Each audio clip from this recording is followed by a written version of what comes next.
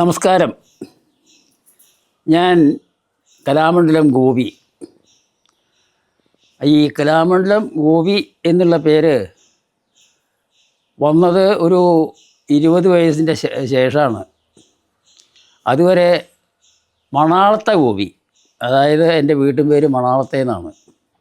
ഏകദേശം ഒരു 5 വയസ്സ് ആകുമ്പോഴത്തേനും എൻ്റെ അമ്മ മരിച്ചു. അതായത് അമ്മയ്ക്ക് അസുഖമായിരുന്നു. ഈ സ്വതവേ നമ്മുടെ നാടൻ ഭാഷയിൽ പറഞ്ഞാൽ രക്തം പോക്ക്. അമ്മയ്ക്ക് ഈ അസുഖം വന്നപ്പോൾ എൻ്റെ താമസം ഒരു ചെറിയ ഗ്രാമത്തിലാണ്. കോതച്ചിറ എന്നാണ് അതിൻ്റെ പേര്. ശരിക്കും പറഞ്ഞാൽ ഒരു വൈക്കോൽപ്പര, അതായത് അന്ന് വൈക്കോൽപ്പര ആണ് ഉള്ളത്, അല്ലാണ്ട് ടെറസോ ഓടിട്ടതോ ഇതൊന്നും അല്ല അന്ന്. അപ്പോൾ അന്ന് ആ വൈക്കോൽപ്പരയിലാണ് ഞങ്ങളുടെ താമസം. അപ്പോൾ എന്തുണ്ടെന്ന് വിചാരിച്ചാൽ അമ്മ മനക്കിൽ, അതായത് ഞങ്ങളുടെ കോതച്ചിറ മനക്കിൽ, വേങ്ങാട്ടൂർ മന എന്നാണ് ആ മനയുടെ പേര്. അമ്മയതെ, മുത്തശ്ശിയതെ, ചെറിയമ്മയതെ. വേങ്ങാട്ടൂർ മന എന്ന് പറഞ്ഞാൽ ആ മനക്കിൽ ജോലി ചെയ്യുന്ന വ്യക്തികളായിരുന്നു. ഇതിൽ എൻ്റെ അച്ഛനും അവിടെ ജോലി ചെയ്തതാണ്. അതായത് വടക്കത്തെ ഗോപാലൻ നായർ എൻ്റെ അച്ഛൻ്റെ പേരാണ്. അവിടെ ജോലി മണിക്കിൽ തന്നെയാണ് ജോലി ചെയ്യുന്നത്. അപ്പോൾ ഈ ജോലി ചെയ്യൽ ഒരു നിസ്സാരമായിട്ടുള്ള ജോലിയൊന്നുമല്ല. ചിലപ്പോൾ നെല്ല് പൊടിക്കേണ്ടി വരും, അരിയാക്കേണ്ടി വരും, അങ്ങനെ പലതും ഉണ്ട്. അവിടെ നിന്നും അന്നൊന്നും കാലത്ത് ഈ മിഷ്യനോ ഇതൊന്നും അവിടേക്കില്ല. അവിടേക്കെന്ന് പറഞ്ഞാൽ ഗ്രാമമാണ്. മാത്രമല്ല അവിടേക്കൊന്നും അത് വന്നു തുടങ്ങിയിട്ടില്ല. മാത്രമല്ല വാഹനങ്ങളും അവിടെ ഇല്ല, വാഹനങ്ങളില്ലാതെ തന്നെ പറയാം. അങ്ങനത്തെ ഒരു കാലമാണ്. കാളവണ്ടി മാത്രമൊക്കെ ഉള്ളൂ. നിസ്സഹായ അവസ്ഥയിൽ ഡോക്ടർമാരില്ല. അപ്പം നിസ്സഹായ അവസ്ഥയിലാണ് നമ്മുടെ ഈ അസുഖം വന്നതിന് ശേഷം ചികിത്സിക്കാൻ സാധിക്കാതെ വരിക. സാമ്പത്തികമായിട്ടും, അതായത് കയ്യിൽ കാശില്ലായ എന്നർത്ഥം. കാശില്ലാതെ അമ്മയ്ക്ക് വേണ്ട മാതിരി ചികിത്സ കൊടുക്കാൻ നിവൃത്തിയില്ലാതെ എൻ്റെ അച്ഛനും എൻ്റെ വീട്ടുകാരും നല്ലോണം ബുദ്ധിമുട്ടിയിരുന്നു. അപ്പോൾ അവിടുന്ന് ഈ കുന്നംകുളത്തേക്ക് വന്നാൽ ഡോക്ടർമാർ ഉള്ളൊരു സ്ഥലമുണ്ട്. അപ്പോൾ അതിനും പല സഹായം വേണം. അപ്പോൾ മനക്കിൽ നിന്ന് വല്ലതുമൊക്കെ സഹായം ചോദിച്ചിട്ട് അവരിൽ നിന്ന് കാശ് വാങ്ങിച്ചിട്ട് കൊണ്ടുപോകും. അതിനെ ഡോക്ടറെ കാണിക്കും. അങ്ങനെയാണ്. അപ്പോൾ എന്തുണ്ടെന്ന് വിചാരിച്ചിട്ടുണ്ടെങ്കിൽ എനിക്കൊരു 4 വയസ്സായി കാണും ഏകദേശം പരിചയം. അതായത് കുട്ടിപ്രായം വിട്ടു എന്ന് പറയത്തക്കതായിട്ടുള്ളൂ. അതായത് ബാല്യം തന്നെയാണ്. എങ്കിൽ പോലും 4 വയസ്സായപ്പോൾ ആണ് അമ്മയെ ആസ്പത്രിയിൽ പോയിട്ട് ഡോക്ടറെ കണ്ടിട്ട്, അതായത് കുന്നംകുളത്ത് പോയിട്ട് ഡോക്ടറെ കണ്ടിട്ട് വരുന്ന വഴി അച്ഛനും കൂട്ടിയിട്ട് വരുന്നു. അപ്പോൾ എനിക്ക് വിശന്നിട്ട് വയ്യ. സ്വതവേ മുലപ്പാലാണ് കൂടുതൽ കുട്ടികൾക്ക്, ഞങ്ങൾക്ക് ആ കാലത്ത്, എനിക്ക് മാത്രമൊന്നുമല്ല, കുട്ടികൾക്ക് എല്ലാവർക്കും അതെ, അമ്മമാർ മുലപ്പാലാണ് കൊടുക്കാറുള്ളത്, കുപ്പിപ്പാലല്ല. അപ്പോൾ ആ മുലപ്പാൽ കുടിക്കാൻ കിട്ടാത്തതിൻ്റെ വിഷമവും നല്ലോണം എനിക്കുണ്ടായിരുന്നു. അപ്പോൾ അമ്മ ഞങ്ങളുടെ അവിടെ ഈ ഗേറ്റൊന്നുമല്ല, ഒരു കടമ്പായ, അതായത് കഴിയൊക്കെ ഇട്ടിട്ടുള്ള ഒരു കടമ്പായ. ആ കടമ്പായ കിടന്നിട്ട് അച്ഛനും അമ്മയും കൂട്ടി വരുമ്പോൾ ഞാൻ ഇവിടെ വീടിൻ്റെ തിണ്ണയിൽ ഇങ്ങനെ നോക്കി ഇരുന്നിട്ട് കരയാണ്. അപ്പോൾ അവർ വേഗം വന്നിട്ട് എന്നെ വീട്ടിൽ വന്ന് കയറിയതിൻ്റെ ശേഷം എന്നെ വേഗം എടുത്തു കഴിഞ്ഞിട്ട് വെച്ചു എനിക്ക് മുലപ്പാലും തന്നു. കരച്ചിലും മാറി, എൻ്റെ കരച്ചിലും മാറി. അമ്മ എന്ന് പറഞ്ഞാൽ അതിനേക്കാട്ടിലും വലുതൊന്നുമില്ല എന്നുള്ളത് ബോധ്യപ്പെടൽ അതിൻ്റെ ശേഷമാണെങ്കിൽ പോലും അതിൻ്റെ സ്വാദ് എന്താണ് എന്നുള്ളത് അന്ന് എനിക്ക് മനസ്സിലാക്കാൻ സാധിച്ചിട്ടുണ്ട്. അതായത് ആ അമ്മയുടെ സാമീപ്യം എപ്പോഴും ഒരു മകൻ്റെ വളർച്ചയ്ക്ക് എപ്പോഴും അങ്ങേയറ്റത്തെ ഒരു ബലം ആണ് എന്ന് പറയാതെ വയ്യ. അതൊക്കെ കഴിഞ്ഞിട്ട് ഒരു 5 വയസ്സായപ്പോഴേക്കും നമ്മുടെ ഈ അസുഖം കാരണം അമ്മ മരിച്ചു. അമ്മ മരിച്ചു കഴിഞ്ഞപ്പോൾ പിന്നെ എനിക്ക് മുത്തശ്ശിയും ചെറിയമ്മയും ഒക്കെ തന്നെയാണ് പിന്നെ നോക്കുന്നത്. ചെറിയമ്മയാണ് കൂടുതലും. ചെറിയമ്മ എന്ന് പറഞ്ഞിട്ടുണ്ടെങ്കിൽ നമ്മുടെ നേരെ അനിയത്തിയാണ്. അങ്ങനെ അവരാണ് കൂടുതലും നോക്കി വളർത്തി കൊണ്ടുവന്നിരുന്നത്. അപ്പോൾ ഞാൻ മൂന്നാമത്തെ മകനാണ്. മൂത്ത മകൻ എൻ്റെ നേരെ മൂത്ത ഏട്ടൻ അമ്മയുടെ മരണശേഷം ജോലിക്കായിട്ട് ചെന്നൈയിലേക്കോ, അന്ന് മദ്രാസ് എന്നാണ് പറയുക, മദ്രാസിലേക്ക് പോയി. അവിടെ ചെന്നിട്ട് എന്താണ് ജോലിയെന്ന് ചോദിച്ചാൽ അറിയില്ല. അങ്ങനെ ആ ജ്യേഷ്ഠൻ അവിടെയാണ്. പിന്നെ ചെറിയ രണ്ടാമത്തെ ജ്യേഷ്ഠൻ പറഞ്ഞ ആ ഭാസ്കരൻ എന്നാ മൂപ്പരുടെ പേര്. മൂപ്പര് അസുഖക്കാരനാണ്, അതായത് പിത്തം ആണ് മൂപ്പരുടെ അസുഖം. ഇതിനൊന്നും ചികിത്സിക്കാൻ ആളില്ല, ചികിത്സിക്കാൻ അവിടെ ഒന്നും ഡോക്ടർമാരില്ല. അപ്പോൾ അതിൻ്റെ വിഷമതകളും ഒക്കെ കാരണം കൊണ്ട് നാടൻ വൈദ്യപ്രകാരം ഓരോ നാടൻ വൈദ്യം എന്ന് പറഞ്ഞാൽ നാട്ടിലെ ഈ പഴമക്കാർ, ഞങ്ങളുടെ പൂർവികന്മാരായിട്ടുള്ള ആൾക്കാർ, അവർ ചില ഉപദേശം കൊടുത്തിട്ട് ആ ചികിത്സയൊക്കെയാണ് ഉണ്ടായിരുന്നത്. പക്ഷേ എനിക്ക് ആ എൻ്റെ ഏട്ടൻ്റെ മരണവും അവിടെ കഴിഞ്ഞു. പിന്നെ ഞാൻ ഒറ്റയ്ക്കായി. അപ്പോൾ കൂടുതലും എന്നെ ശ്രദ്ധിച്ചിരുന്നു.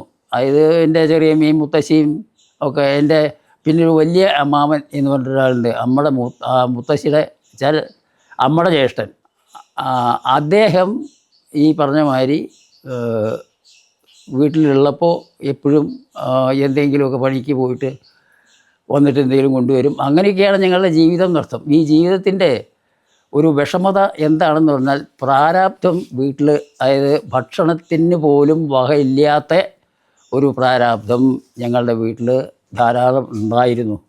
4-ാം വയസ്സിൽ 4 വയസ്സായപ്പോൾ, അതായത് അമ്മ മരിച്ചു കഴിഞ്ഞിട്ട് തന്നെ പറയാം, മരിച്ചു കഴിഞ്ഞിട്ട് സ്കൂളിൽ കൊണ്ടുപോയി ചേർത്തു. അന്നൊക്കെ സ്വതവേ ഈ 5 വയസ്സായതിന് ശേഷമേ ചേർക്കാൻ പാടുള്ളൂ.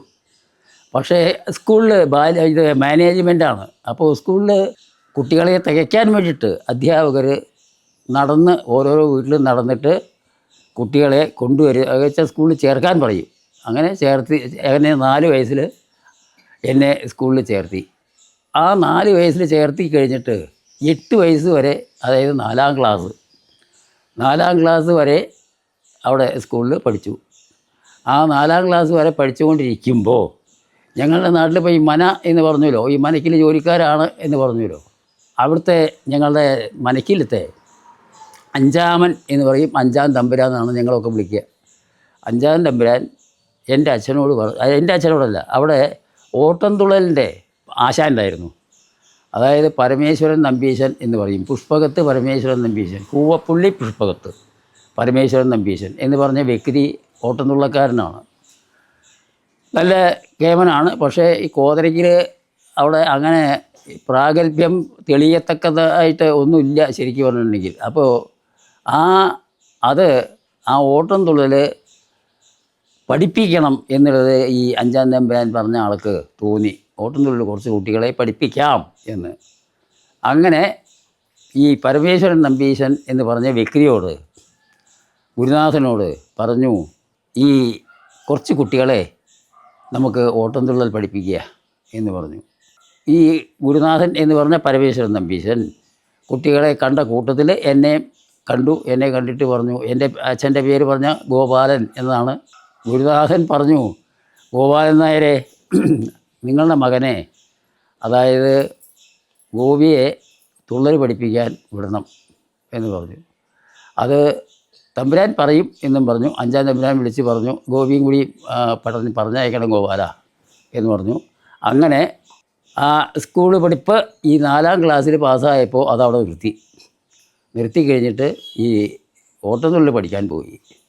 അപ്പോൾ ഞാനുണ്ട് ഈ ഓട്ടംതുള്ളൽ പഠിക്കാൻ. ഞങ്ങൾ അന്ന് 6 ആളുണ്ടായിരുന്നു. ഇതിൽ 6 ആളെന്ന് പറഞ്ഞത് ഒന്ന് ഞാൻ, പിന്നെ ഒന്ന് അയൽവാസി ആയിട്ടുള്ള അയാളുടെ പേര് ഗോപി തന്നെയാണ്, അയാളുണ്ടായിരുന്നു. പിന്നെ വേറെയും 2 പേരുണ്ടായിരുന്നു. അത് കൂടാതെ ഗുരുനാഥൻ്റെ, അതായത് പരമേശ്വരൻ നമ്പീശൻ്റെ മകനും മരുമകനും, അതായത് കേശവൻ നമ്പീശൻ, അങ്ങനെ ഇത്രയും പേര് അതിലുണ്ടായിരുന്നു. അതിൽ നിന്ന് ഈ ഓട്ടംതുള്ളലായാലും വേറൊരു കാര്യം എന്താ വെച്ചാൽ, സ്വതവേ ഈ ചവിട്ടി ഉഴിച്ചിൽ അതൊക്കെ ഉണ്ട്. ഈ ഉഴിച്ചിൽ വന്നപ്പോൾ എന്തുണ്ട്, മറ്റുള്ളവർക്കൊക്കെ ആ വേദന സഹിക്കാൻ വയ്യാതെ അവർ എല്ലാവരും അവിടുന്ന് ഒഴിഞ്ഞു പോയി. പിന്നെ ഞാനും ഗുരുനാഥനായിട്ടുള്ള പരമേശ്വരൻ നമ്പീശൻ്റെ മകനും മരുമകനായിട്ടുള്ള കേശവൻ നമ്പീശനും ആണ് ബാക്കി ഉണ്ടായിരുന്നത്. പഠിച്ചുകൊണ്ടിരിക്കുമ്പോൾ ഈ ഉഴിച്ചിൽ എന്ന് പറഞ്ഞില്ലേ, ഈ ഉഴിച്ചിൽ എല്ലാവർക്കും സഹിക്കാൻ കുറച്ച് ബുദ്ധിമുട്ടാണ്. പക്ഷേ ഞാനൊക്കെ സഹിച്ചു പറഞ്ഞെങ്കിൽ എനിക്ക് വേദനയൊക്കെ നല്ലോണം ഉണ്ടായിരുന്നു. അതെല്ലാം തരണം ചെയ്ത് ഞാൻ അതിൽ തന്നെ അവിടെ നിന്നു. അപ്പോൾ നേരത്തെയും പറഞ്ഞല്ലോ. അപ്പോൾ അവിടെ എന്തുണ്ട് വെച്ചിട്ടുണ്ടെങ്കിൽ ഗുരുകുല വിദ്യാഭ്യാസത്തിൻ്റെ ഛായയിൽ ആണ് ഭക്ഷണമൊക്കെ അവിടെ കിട്ടും. അതായത് ഗുരുനാഥൻ്റെ വീട്ടിൽ കിട്ടും. അങ്ങനെ ആ ഭക്ഷണം അവിടെ കിട്ടൽ കാരണം കൊണ്ട് അത് ഒഴിവാക്കിയിട്ട് പോകാൻ വയ്യ എന്നുള്ള നിലയ്ക്ക് അവിടെ തന്നെ നിന്നു. ആ നിന്നതിൻ്റെ കൂട്ടത്തിൽ ഒരു അരങ്ങേറ്റം, തുള്ളൽ അരങ്ങേറ്റം ഒരു കൊല്ലം കഴിഞ്ഞപ്പോൾ, ഒരു കൊല്ലം കഷ്ടി ആയിട്ടുണ്ട്. അപ്പോൾ അരങ്ങേറ്റം കഴിക്കാം എന്ന് തീരുമാനിച്ചു. എന്നെ കോതച്ചിറയിൽ ചിറക്കിൽ തേവർ എന്ന് പറഞ്ഞിട്ട് ഒരു ക്ഷേത്രമുണ്ട്. ഇപ്പം അത് വിഷ്ണു ക്ഷേത്രം എന്നാണ് എൻ്റെ പേര്. ആ ചിറക്കിൽ തേവരുടെ മുമ്പിൽ ഒരു ഗോപുരമുണ്ട്. ഗോപുരത്തിൻ്റെ 2 ഭാഗത്ത് സ്റ്റേജുണ്ട്. സ്റ്റേജ് അത് കഥകളിക്കോ അല്ലെങ്കിൽ മറ്റുള്ള കലകൾക്കോ ഒന്നുമല്ല, 2 സ്റ്റേജ് അവരുണ്ടാക്കിയിട്ടുണ്ടെന്ന് അർത്ഥം. അമ്പലം പണിയുന്ന ആൾക്കാരുണ്ടാക്കിയിട്ടുണ്ട്. അപ്പോൾ ഒരു ഭാഗത്ത് ഈ തുള്ളൽ അരങ്ങേറ്റം നടത്താം എന്ന് തീരുമാനിച്ചു. അപ്പോൾ ഇതിൻ്റെ അരങ്ങേറ്റമാണ്. ആ അരങ്ങേറ്റം കഴിഞ്ഞപ്പോൾ ഈ 5-ാം തമ്പുരാൻ ആദ്യമായിട്ട്, അതായത് എനിക്ക് ആദ്യമായിട്ട് ഒരു ഓണപ്പട തന്നു. അത് ശരിക്കും പറഞ്ഞിട്ടുണ്ടെങ്കിൽ ഇന്നത് ആലോചിച്ച് നോക്കുമ്പോൾ എന്തെന്നില്ലാത്തൊരു സന്തോഷം. അന്നത്തെ കാലത്ത് ഒരു ഓണപ്പട കിട്ടുക എന്നൊക്കെ പറഞ്ഞാൽ ഭയങ്കര അത്ഭുതമായിട്ടുള്ള കാര്യമാണ്. അപ്പോൾ അത് കിട്ടിയതിനെ സംബന്ധിച്ച് വലിയ സന്തോഷമായി. ഞാനത് ഗുരുനാഥൻ്റെ കാക്കിൽ വയ്ക്കുകയും ചെയ്തു. അപ്പോൾ അദ്ദേഹം അത് എനിക്ക് തന്നെ തന്നു. എന്തായാലും അന്നാണ് ആ അരങ്ങേറ്റം കഴിഞ്ഞിട്ട് ഒരു ഓണപ്പടമാണ് കിട്ടുന്നത്. ഞാൻ ആദ്യം ഈ അരങ്ങേറ്റത്തിന് പഠിച്ചത് മാർക്കാണ്ഡേയ ചരിതം എന്നാണ്, അതായത് അന്തകവധം എന്നും പറയും. അങ്ങനെ വളർന്ന് വന്നിട്ട് എന്തുണ്ടായി എന്ന് വിചാരിച്ചാൽ മിക്ക പട്ടാമ്പിയൊക്കെ ചില അമ്പലങ്ങളുടെ എല്ലാം ഗുരുനാഥൻ നിശ്ചയുള്ളതാണ്, അവിടേക്കൊക്കെ കൊണ്ടുപോകും. അങ്ങനെ ഇരിക്കുമ്പോഴാണ് തുള്ളൽ പഠിപ്പിച്ചത് മതി. 2 കൊല്ലം കഴിഞ്ഞപ്പോഴേക്കും തുള്ളൽ പഠിപ്പിച്ചത് മതി, ഇനി നിർത്തിക്കോളൂ എന്ന് 5-ാം തമ്പുരാൻ ഈ ഗുരുനാഥനോട് പറഞ്ഞു. അങ്ങനെ ഗുരുനാഥൻ പറഞ്ഞു എന്നാൽ നീ നിർത്തുക എന്ന് പറഞ്ഞിട്ട് നിർത്തി കഴിഞ്ഞപ്പോൾ എന്നെ സംബന്ധിച്ച് ഈ ഗുരുനാഥൻ്റെ മനസ്സിൽ തോന്നിയതായിരിക്കണം. അവന് ഗോപിയെ വെറുതെ വിടാൻ വയ്യ. ഗോപിയെ എന്തെങ്കിലും കലയിൽ കൊണ്ടുപോയി ചേർക്കണം. അതെന്താണ് വേണ്ടത് എന്ന് ആലോചിച്ച് കൊണ്ടിരിക്കുമ്പോൾ ഞങ്ങളുടെ തൊട്ടടുത്തൊരു വാര്യത്തുണ്ട്. ആ വാര്യത്തു നിന്ന് കല്യാണം കഴിച്ചിട്ടുള്ളത് നാറിയേരി മണിക്കിലെ അടുത്തുള്ള ഒരു വാര്യത്തു നിന്ന് ഒരു വാരരാണ് വന്ന് കല്യാണം കഴിച്ചിട്ടുള്ളത്. അപ്പോൾ അദ്ദേഹത്തിനോട് ഇതിനെ സംബന്ധിച്ച് ചോദിച്ചപ്പോൾ അപ്പോൾ നാറിയേരി മന എന്നാ കൂടല്ലൂർ മന എന്നാണ് പേര്, പക്ഷേ നാറിയേരി മന എന്നാണ് പറയുക. അപ്പോൾ അദ്ദേഹത്തിനോട് ചോദിച്ചപ്പോൾ പറഞ്ഞു ഇങ്ങനെ നാറിയേരി മനിക്കിൽ കഥകളി പഠിപ്പിക്കുന്നുണ്ട്, അപ്പോൾ അവിടെ അവനെ കൊണ്ടുപോയി ചേർക്കാൻ പറ്റുമോ എന്ന് നോക്കാം എന്ന് പറഞ്ഞു. അങ്ങനെ ശരി എന്നാൽ നോക്കാം എന്നും പറഞ്ഞിട്ട് ഈ നാറിയേരി മനിക്കിലടുത്തുള്ള വാര്യത്തു നിന്ന് വന്നിട്ടുള്ള ആ വാരരും ഗുരുനാഥനും എൻ്റെ അച്ഛനും ഒക്കെ കൂടിയിട്ട് നാറിയേരി മനിക്ക് ചെന്നിട്ട് ഈ വിവരം അങ്ങനെ ഓട്ടംതുള്ളൽ പഠിച്ചിരുന്നതാണ്. അപ്പോൾ 10 വയസ്സേ ആയിട്ടുള്ളൂ. ആ 10 വയസ്സിലാണ് ഇപ്പോൾ ഇത് കാണുന്നത്. അപ്പോൾ ശരി എന്ന് അവനെ ഇവിടെ നിർത്തിക്കോളൂ, നോക്കട്ടെ എന്നും പറഞ്ഞു. അങ്ങനെ അവിടെ നാറിയേരി മനിക്കിൽ കഥകളി പഠിക്കാനായിട്ട് ചേർന്നു. ആ നാറിയേരി മനയുടെ തൊട്ടടുത്തുള്ള പ്ലാക്കാട്ടിരി എന്ന് പറഞ്ഞ സ്ഥലത്ത് രാമകൃഷ്ണൻ എന്ന് പറഞ്ഞിട്ട്, അതായത് വടക്കേപ്പാട്ട് രാമകൃഷ്ണൻ എന്ന് പറഞ്ഞിട്ട് ഒരാൾ മൂപ്പര് കഥകളി പഠിച്ചുകൊണ്ട്, അതായത് അമ്മയ്ക്ക് അവർക്ക് 2ാമത്തെ കൊല്ലമായി. ഞാൻ 2ാമത്തെ കൊല്ലത്തിലാണ് ഞാൻ ചെന്ന് ചേരുന്നത്. അപ്പോൾ ഒന്ന് രാമകൃഷ്ണൻ അങ്ങനെ. പിന്നെ അവിടെ മനക്കിൽ തൊട്ടടുത്ത് തന്നെ മേനാത്ത ബാലകൃഷ്ണൻ എന്ന് പറഞ്ഞിട്ടൊരു ആളുണ്ട്, അയാളും അവിടെ. പിന്നെ കറ്റശ്ശേരി സരോജിനി, അതേമാതിരി തന്നെ നാറിയേരി മണിക്കലത്തെ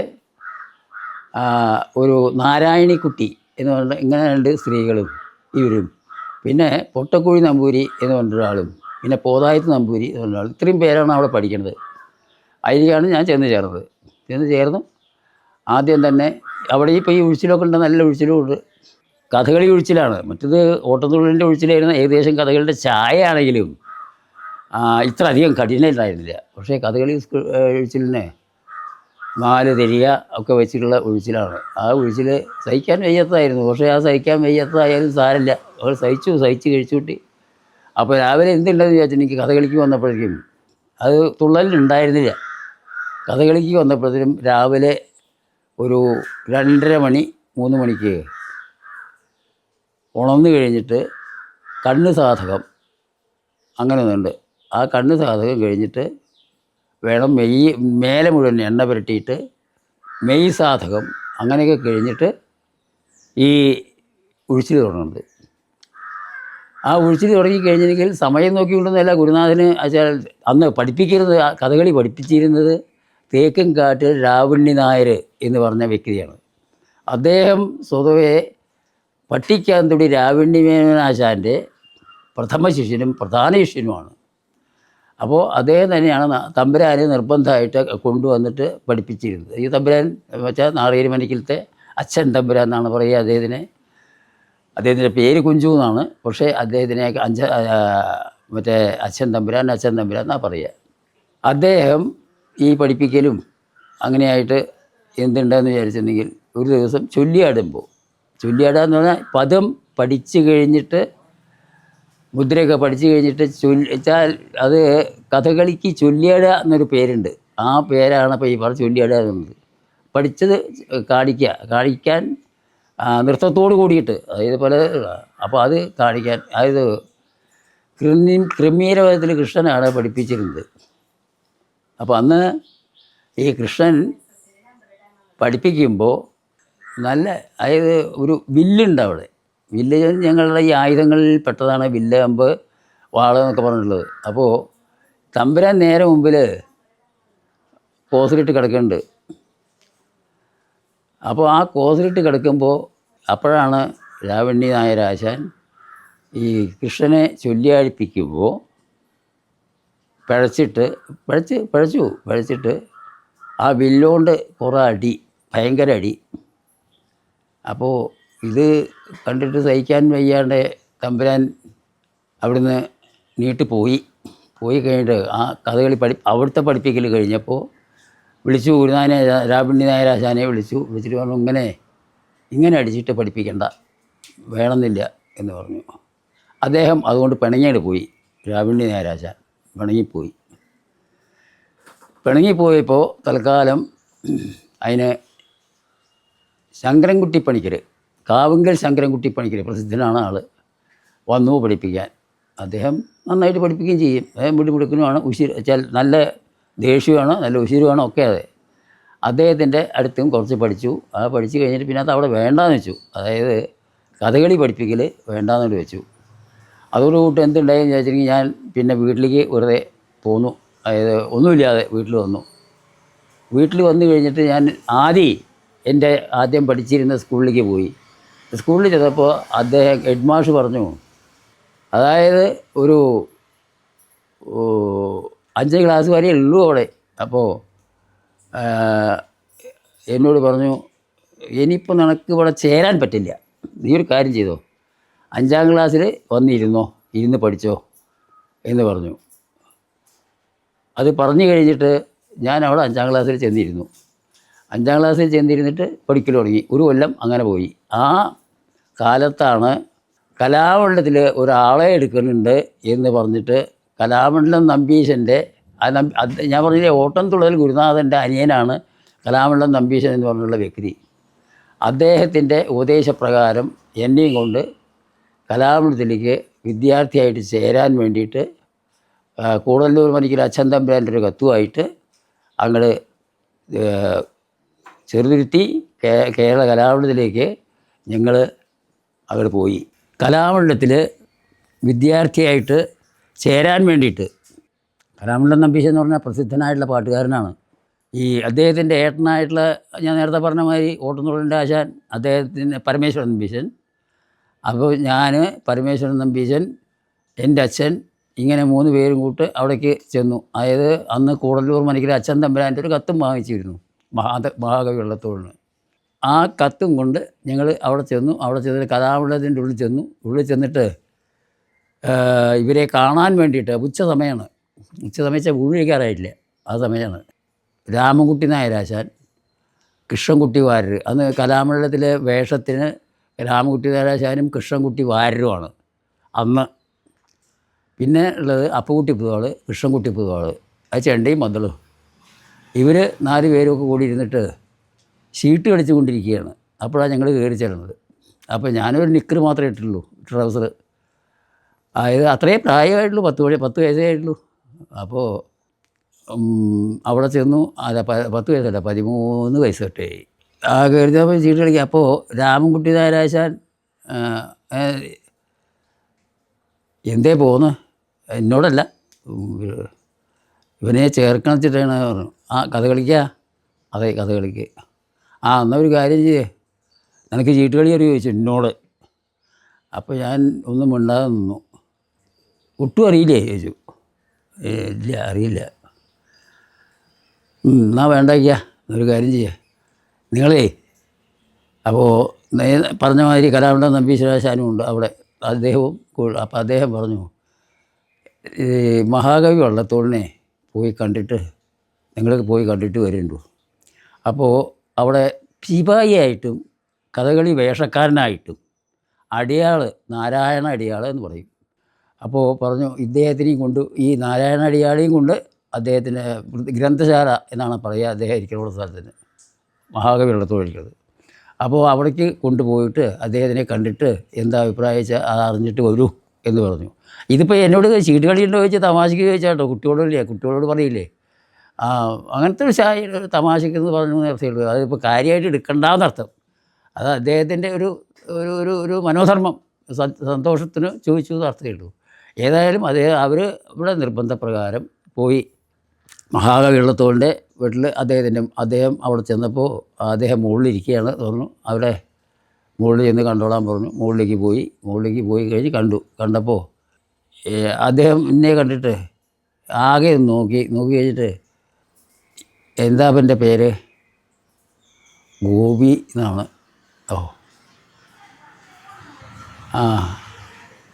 അപ്പോൾ ഈ കത്ത് കൊടുത്തിട്ടുള്ളത് അദ്ദേഹത്തിന് കൊടുക്കാൻ തുടങ്ങി. കത്തൊന്നും വേണ്ട, അതിപ്പോൾ തമ്പുരാൻ്റെ അല്ലേ, സാരല്ലേ. അപ്പോൾ എന്തുണ്ടെന്ന് വെച്ചാൽ ഇദ്ദേഹത്തിൻ്റെ കമ്മിറ്റിയിൽ ദേശമംഗലം തമ്പുരാൻ്റെ, അതായത് ദേശമംഗലത്തെ അദ്ദേഹത്തിൻ്റെ തമ്പുരാൻ, അദ്ദേഹം അവിടുത്തെ കലാമണ്ഡലത്തെ കമ്മിറ്റി മെമ്പറാണ്. അദ്ദേഹത്തിൻ്റെ ഇല്ലത്തു നിന്നാണ് അദ്ദേഹത്തിൻ്റെ പെങ്ങളെയാണ് നാറിയേരി മണിക്കലെ തമ്പുരാൻ വെളിയഴിച്ചിട്ടുള്ളത്. അപ്പോൾ എന്തുണ്ടെന്ന് വെച്ചാൽ അവരൊക്കെ ഒരു ബന്ധക്കാരായിട്ടുള്ള, അപ്പോൾ അതുകൊണ്ടാണ് കത്തിൻ്റെ ആവശ്യമൊന്നുമില്ല, ഇവനെ എടുത്തോളാൻ പറയൂ. തേച്ചിട്ട് മനോല തേച്ചിട്ട് ഭംഗിയുണ്ടോ ഇല്ലയോ എന്നുള്ളത് അറിഞ്ഞതിൻ്റെ ശേഷമാണ് കുട്ടികളെ എടുക്കാറുള്ളൂ. അപ്പോൾ ആ നിലയ്ക്ക് ഇവനെ തേപ്പിക്കണ്ട, എടുത്തോളാൻ പറയൂ എന്ന് പറഞ്ഞു. അങ്ങനെ ഞങ്ങൾ അവിടുന്ന് പോന്നു.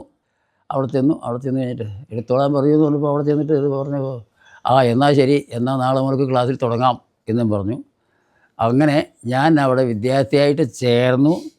ശരിക്ക് അന്ന് ഈ കർക്കിടക മാസമാണ്, അതായത് വർഷക്കാലം നൃത്തം അവിടെ ഉഴിച്ചിൽ തുടങ്ങിയുള്ള കാലമാണ്. മിഥുനം, കർക്കിടകം, ചിങ്ങം, ഇങ്ങനെ 3 മാസം അവിടെ ഉഴിച്ചിലാണ്.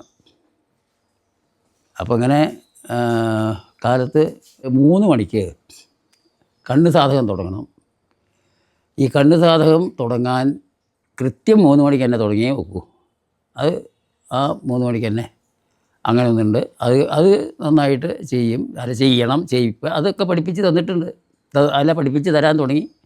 അത് ഞാൻ പറഞ്ഞില്ലേ, 3 മാസമാണ് അവിടുത്തെ ഈ കാലത്തെ ഉഴിച്ചിൽ കാലത്തെ പഠിക്കൽ. അപ്പോൾ അവിടുന്ന് പിന്നെ ഈ കളരിയിൽ വേറെ പഠിപ്പിക്കാൻ തുടങ്ങി. പഠിപ്പിക്കാൻ തുടങ്ങിയപ്പോൾ ആണ് മെയ്യൂർപ്പടവും കാര്യസാധകവും ഇങ്ങനെ ഓരോന്നോരോന്ന് പഠിപ്പിക്കാൻ തുടങ്ങിയത്. പിന്നെ അവിടുന്ന് തുടർച്ചയായിട്ട് പഠിപ്പ് തുടങ്ങിയപ്പോൾ എന്തിനു വെച്ചിട്ടുണ്ടെങ്കിൽ ഏകദേശം എൻ്റെ സീനിയറായിട്ട്, ഇപ്പോൾ ഈ നാറിയേരി മണിക്ക് 2 കൊല്ലം മുമ്പ് പറഞ്ഞിട്ടുള്ള ആൾക്കാരുടെ മാതിരി തന്നെ ഒരു 2 കൊല്ലം മുമ്പ് പഠിപ്പ് തുടങ്ങിയിട്ടുള്ള കവളപ്പാറ നാരായണ നായരാശാൻ്റെ മകൻ രാജഗോപാലൻ, തിരുവനന്തപുരം അടുത്തുള്ള വെഞ്ഞാറമൂട്ടിൽ ഉള്ള മുരളീധരൻ എന്ന് പറഞ്ഞ 2 കുട്ടികൾ അവിടെ എൻ്റെ സീനിയർമാരായിട്ടുണ്ട്. പിന്നെ അതിൻ്റെ സീനിയർമാരുണ്ട്, നാരായണൻകുട്ടി പണിക്കർ, ശങ്കരനാരായണൻ, കരുണാകരൻ, കൃഷ്ണൻകുട്ടി. ഇങ്ങനെ, അതായത് കൃഷ്ണൻകുട്ടി എന്ന് പറഞ്ഞ ആൾ ഓയൂർ കുറിച്ചി കുഞ്ഞപ്പണിക്കരാശാൻ്റെ മകനാണ്. ഇങ്ങനെയുള്ള ആൾക്കാരൊക്കെ എൻ്റെ സീനിയറായിട്ട് അവരൊക്കെ ഉണ്ട് അന്ന് കലാമണ്ഡലത്തിൽ. അന്ന് 7 വിദ്യാർത്ഥികളോട്ട് കഥകളി വേഷം പഠിക്കാറുണ്ട്.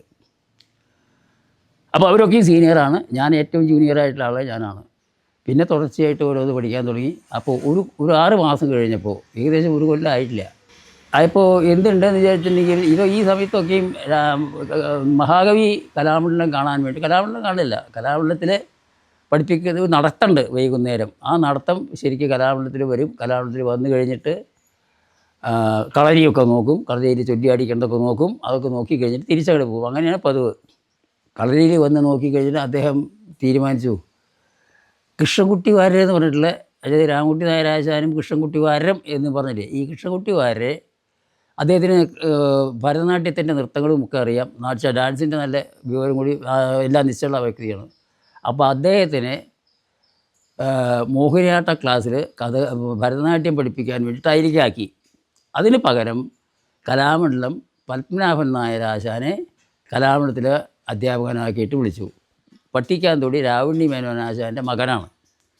അദ്ദേഹത്തിനെ ഇങ്ങോട്ട് വിളിച്ചു കഴിഞ്ഞിട്ട് അദ്ദേഹം വന്നു. അപ്പോൾ അദ്ദേഹം ആദ്യമായിട്ട് വരികയാണ്. അപ്പോൾ ഞങ്ങളിപ്പോൾ ഈ പറഞ്ഞ മാതിരി ഞങ്ങൾ 3 പേരും, അതായത് 2 പേരും സീനിയർ പറഞ്ഞില്ലേ, അതിൽ ഞാനും കൂട്ട് അവിടെ ഞങ്ങൾക്ക് അവിടെ സ്റ്റേജിലാണ് ഈ കണ്ണ് സാധകവും ഇതൊക്കെ ഉള്ളത്.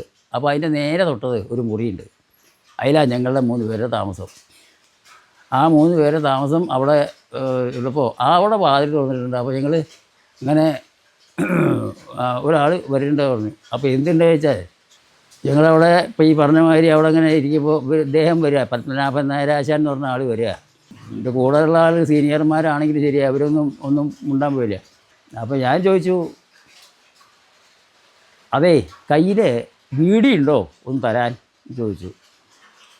അദ്ദേഹത്തിനോട് ബീഡി ഉണ്ടോ ഒന്ന് തരാൻ ചോദിച്ചു. അപ്പോൾ അദ്ദേഹം പറഞ്ഞു, ഇപ്പോൾ കയ്യിലില്ല, ഏതായാലും അങ്ങോട്ട് പിന്നെ ഞാൻ തരാം, പിന്നെ തന്നേക്കാം, എന്തേലും ചെയ്യാം, ഇപ്പോൾ കയ്യിലില്ല എന്ന് പറഞ്ഞു. അത് കഴിഞ്ഞിട്ട് ഇപ്പോൾ അദ്ദേഹം കഥകളി പഠിപ്പിക്കാനൊന്നുള്ളതൊന്നും അറിയില്ല, ഞങ്ങൾക്ക് ആർക്കും അറിയില്ല. വൈകുന്നേരം കളരിയിൽ ചൊല്ലിയാടാൻ ചെന്നപ്പോൾ ഇദ്ദേഹമാണ് പഠിപ്പിക്കാൻ നിൽക്കുന്നത്. ഇതിലും മീതഞ്ഞി എന്താ പറയുക, ഇങ്ങനെ ഒരു വിഡ്ഢിത്തരം പറ്റൽ മാത്രമല്ല, ഇനി എന്തൊക്കെ ഗുരുമാല ഉണ്ടാവുക ഗുരുവായൂരപ്പ എന്ന് വിചാരിച്ചുകൊണ്ട് കളരിയിൽ ചെന്നിട്ട് വിറയ്ക്കുക, കിടന്ന് ഇങ്ങനെ വിറയ്ക്കുക. അപ്പോൾ അദ്ദേഹം അതൊന്നും കണ്ടു ഇരിക്കണില്ല. അങ്ങനെ വന്നു കഴിഞ്ഞിട്ട് പഠിപ്പിച്ചു.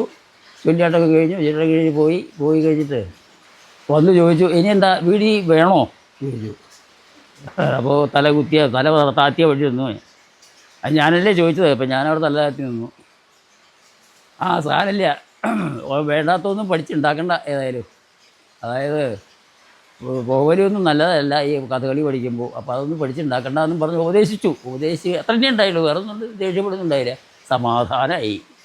ഏതായാലും പിന്നെ തുടർച്ചയായിട്ട് ഈ കലാമണ്ഡലം പത്മനാഭൻ നായർ എന്ന് പറഞ്ഞിട്ടുള്ള ആൾ തന്നെയാണ് തുടർച്ചയായിട്ട് ഈ മെയ്യുറപ്പുടവ്, കാലി സാധകം, അങ്ങനത്തെ സാധനങ്ങളും, പിന്നെ അതേമാതിരി തന്നെ കുട്ടിത്തരം വേഷങ്ങൾ, ഇടത്തരം വേഷങ്ങൾ, ആദ്യദാന വേഷങ്ങളൊക്കെ ചൊല്ലിയാടി ഉറപ്പിക്കൽ അദ്ദേഹമായിരുന്നു.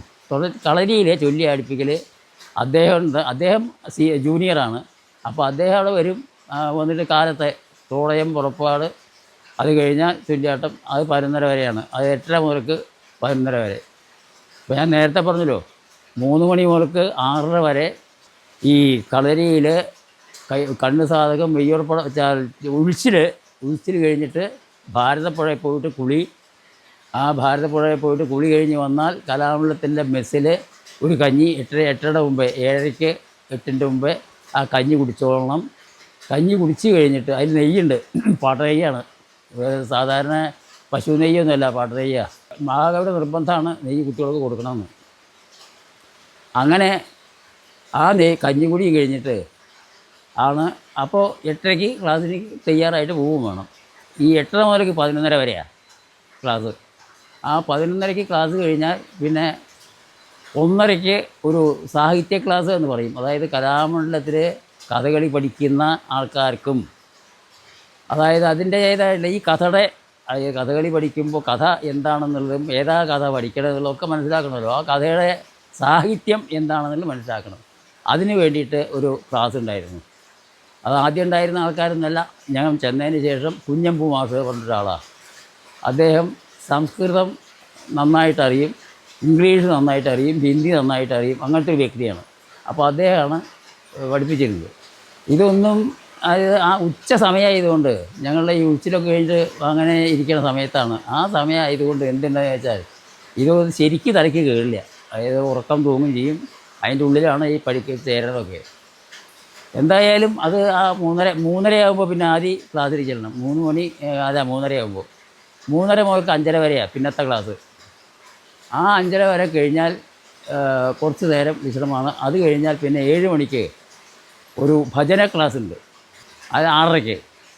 അത് കഴിഞ്ഞാൽ 7:30 ആദ്യം ഇരുന്ന ക്ലാസ്, അതായത് പദത്തിൻ്റെ മുദ്ര, പദങ്ങൾ, ഇതൊക്കെ വെവ്വേറെ വെവ്വേറെ വെവ്വേറെ പഠിച്ചിട്ട് അത് പറഞ്ഞ് മനസ്സിലാക്കി കൊടുക്കുക ആർക്ക്, ഗുരുനാഥന്.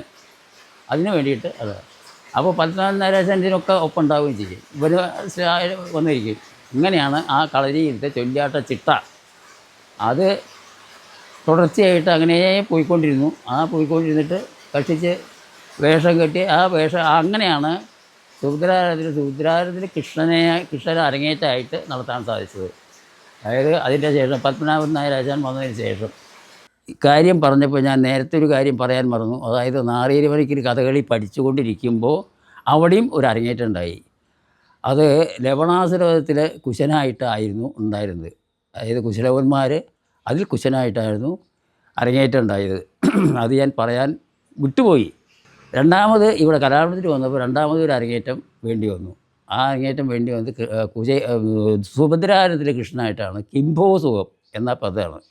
അതൊക്കെ കഴിഞ്ഞിട്ട് തുടർച്ചയായിട്ട് പിന്നെ ഓരോരോ വേഷങ്ങൾ പഠിച്ചു തുടങ്ങി. പഠിച്ചിട്ട് അങ്ങനെ കലാമണ്ഡലത്തിൻ്റെ 7 വർഷത്തെ കോഴ്സ്, അതായത് പൊതുവെ 6 വർഷമാണുള്ളൂ. ആ 6 വർഷത്തിൻ്റെ കോഴ്സ് നന്നായിട്ട് പഠിക്കുമ്പോൾ ഒരു കൊല്ലം കൂടി കൂടുതൽ കൊടുക്കും. അങ്ങനെ 7 വർഷത്തെ കോഴ്സ്. 7 വർഷത്തെ കോഴ്സ് കഴിഞ്ഞിട്ട് ഞാൻ എൻ്റെ കോഴ്സിൻ്റെ എൻ്റെ കാലാവധി കഴിഞ്ഞു, വിദ്യാർത്ഥി കാലാവധി കഴിഞ്ഞു. അപ്പോൾ ഈ വിദ്യാർത്ഥിയായിരിക്കുമ്പോൾ തന്നെ വെക്കേഷൻ വരുമ്പോൾ നാട്ടിലേക്ക് വരും. നാട്ടിലേക്ക് വന്നു കഴിഞ്ഞിട്ടുണ്ടെങ്കിൽ അവിടെ കോതത്തിറക്കിലെ ചിറക്കിത്തേരുടെ അമ്പലം എന്നൊക്കെ പറഞ്ഞല്ലോ, അവിടെ ഒരു മൈതാനം മാതിരി മതിലിൻ്റെ ഉള്ളിൽ അമ്പലത്തിൻ്റെ അടുത്ത് ആയിട്ട് ഒരു ഫുട്ബോൾ ഗ്രൗണ്ട് മാതിരി ഒന്നുണ്ട്. അവിടെ ഞങ്ങളുടെ കുട്ടികളുടെ ഒന്നിച്ചുള്ള കളികളാണ്. ഇത് പന്ത് കളിയോ പിന്നെ അതുമാതിരി തന്നെ ഇപ്പോഴത്തെ ഈ ക്രിക്കറ്റ് കളി എന്ന് പറയുന്നത് ഗോലി, അതായത് ഗോലി കളി പറഞ്ഞാൽ ചൊട്ടയും കോലും എന്നൊക്കെ പറയും. അങ്ങനെ ആണ് മറ്റേ ആ കാലഘട്ടം കഴിഞ്ഞിരുന്നത്. കലാമണ്ഡലത്തിൽ അങ്ങനെ അഭ്യാസകാലം കഴിഞ്ഞു എന്ന് പറഞ്ഞല്ലോ. ഈ അഭ്യാസകാലത്ത് ഇപ്പോൾ എന്തൊക്കെയാണ് ഉണ്ടായിരുന്നത്? ഞാൻ അഭ്യാസത്തിൻ്റെ പേരേ പറഞ്ഞുള്ളൂ. ആകെ 2:30 മണിക്ക് എണീക്കണം, 3 മണി മുക്ക് മറ്റേ കണ്ണ് സാധകം. പക്ഷേ ഈ കണ്ണ് സാധകം എങ്ങനെയാണ് എന്നൊക്കെ ഒന്ന് മനസ്സിലാക്കി തരികയല്ല, ചെയ്തിരുന്നത് എന്താണെന്നുള്ളത് നിങ്ങൾക്കൊന്ന് കാണിച്ചു തരണമല്ലോ. അതിൻ്റെ ഒരു കടമയല്ലേ. അപ്പോൾ അത് കാരണം കൊണ്ട് എന്തുണ്ടെന്ന് വിചാരിച്ചാൽ ഞങ്ങൾ രാവിലെ നെയ്യ് കണ്ണിലൊഴിക്കണം. അത് ഒരു 2 തുള്ളിയൊട്ടെ കണ്ണിലൊഴിക്കും. എന്നിട്ട് ഇപ്പം പഴയ മാതിരി പിടിക്കാനൊക്കെ പറ്റുമോ സംശയമാണ്, എന്നാലും വേണ്ടില്ല, നോക്കാം. ഇങ്ങനെ പിടിച്ചിട്ടാണ് ഈ കണ്ണ് സാധകം എന്ന് പറയുന്നത്. അത് ആദ്യം വട്ടനെ, അതായത് വട്ടത്തിൽ നടത്തും. ഏകദേശം ഓരോ പ്രാവശ്യം കാണിച്ചാൽ തന്നെ കാര്യം മനസ്സിലാകുമല്ലോ. അതുമാതിരി തന്നെ ഇത് 2 ഭാഗത്തു കൂടിയും വേണം. ഇങ്ങനെ വട്ടത്തിൽ വരണം. അങ്ങനെ അത് കഴിഞ്ഞാൽ നീളത്ത് അങ്ങനെ നമ്മൾ ഈ രണ്ടും പറയും, നീളത്തിലെന്നും പറയും, വിലങ്ങനെയെന്നും പറയും. ഇങ്ങനെ ഇത് സാധകൾ കാലങ്ങളുണ്ട്. ഇത് അങ്ങനെ വേഗം വരണം. ഇങ്ങനെയൊക്കെ ഉണ്ട്, നിയമമൊക്കെ ഉണ്ട്. അത് കാര്യം തന്നെ ഇത് മുകളിലേക്കും കീഴ്പ്പെട്ടും ഇങ്ങനെ ഒന്നുണ്ട്, ഇങ്ങനെ മുകളിലേക്കും കീഴ്പ്പെട്ടും. അത് കഴിഞ്ഞാൽ പിന്നെ ഇങ്ങനെ ഒന്നുണ്ട്. അവിടുന്ന് ഇങ്ങനെയുണ്ട്, അതുണ്ട്. ഇത്രയും കാര്യങ്ങൾ. പിന്നെ ഇങ്ങനെ പകുതിയായിട്ട് ഇതിനൊക്കെ മുദ്രയുണ്ട് കേട്ടോ. മുദ്ര ഉണ്ട് പറഞ്ഞാൽ ഇതൊക്കെ ചില മുദ്രയ്ക്ക് ആവശ്യം വരണതാണെന്നർത്ഥം. ഇത്രയും ഇനങ്ങളാണ് കണ്ണ് സാധകത്തിന് വേണ്ടത്. ഇത്രയും ഇനങ്ങളാണ് എന്ന് പറഞ്ഞു. പക്ഷേ വേറൊരു കാര്യം, ഇത് സാധകം ചെയ്ത് ഉണ്ടാക്കണം. ഈ നെയ്യ് ഒഴിക്കാതിൻ്റെ കാരണം അതാണ്. എന്താ വെച്ചാൽ കണ്ണിൽ നിന്ന് കുറുകുറുന്നിന് വെള്ളം പോകും. അത് കണ്ണിൻ്റെ ഞരമ്പുകളൊക്കെ അയവ് കിട്ടാൻ വേണ്ടിയിട്ടാണ് നെയ്യ് ഒഴിച്ചിട്ട് ഈ സാധകം ചെയ്ത് ശരിപ്പെടുത്തുന്നത്. ഇപ്പോൾ നമ്മൾ ഇപ്പോൾ എന്താ പറയുക, ഞാൻ ഈ കാണിച്ചത് മുഴുവൻ എന്താ പിടിക്കാതെ കാണിക്കുമ്പോൾ ഇങ്ങനെയാണ് വരിക, ഇങ്ങനെ വരും. ഇതിലിപ്പോൾ വേറൊരു കാര്യം എന്താ വെച്ചിട്ടുണ്ടെങ്കിൽ ഇങ്ങനെ വരുമ്പോൾ ചോട്ടിൽ വരുമ്പോൾ മുകളിലത്തെ പോള കുറച്ച് അടയും. സ്വതവേ അടയരുത്. അതിനാണ് ഈ പിടിച്ച് കാണിച്ചിട്ട് ശീലിക്കണത്. അപ്പോൾ അതങ്ങനെ ഒന്ന്. അപ്പോൾ ഇതിന് പിന്നെ ഈ അധികം നേരം ഈ ഇങ്ങനെ ആവശ്യമില്ല. പിന്നെ ഈ നീളത്തിലുള്ളതാണ്. ഈ നീളത്തിലുള്ളത് അതിന് പല കാര്യങ്ങളും ഉണ്ട്. അതായത് ഇപ്പോൾ ഇങ്ങനൊരു മുദ്ര കാണിക്കുക,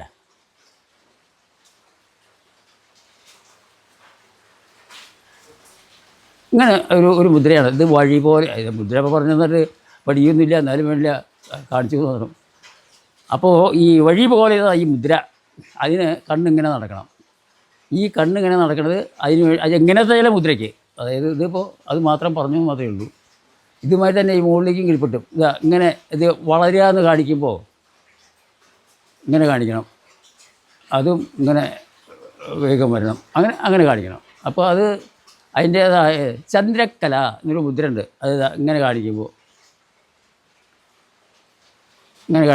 ഉള്ളതാണ്. അത് ഇങ്ങനെ വരും, മുകളിലേക്കും വരും, ഇങ്ങനെയും വരും. അപ്പോൾ ഈ ചന്ദ്രക്കല അതൊക്കെ അങ്ങനത്തെ ചില മുദ്രകൾ, ചെറിയ ചെറിയ മുദ്രകളുടെ ഞാൻ പറഞ്ഞത്, മുദ്രകളോട് കൂടിയിട്ട് കാണിക്കണതാണ് ഇപ്പോൾ ഈ പറഞ്ഞതൊക്കെ. ഇപ്പോൾ നമ്മൾ അഭിനയം എന്ന് പറഞ്ഞു, അഭിനയവും ഇതൊക്കെ ഈ 7ാം കൊല്ലം വരെ പഠിച്ചതാണ് പറഞ്ഞത്.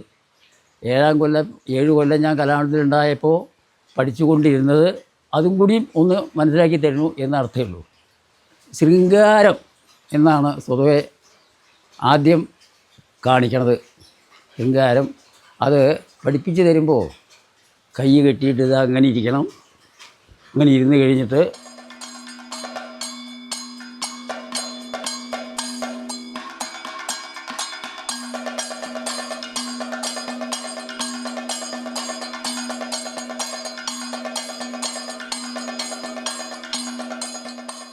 ഇത് ഒന്ന്. രണ്ടാമത് ഇതിൽ തന്നെ ഒന്നുകൂടിയുണ്ട്.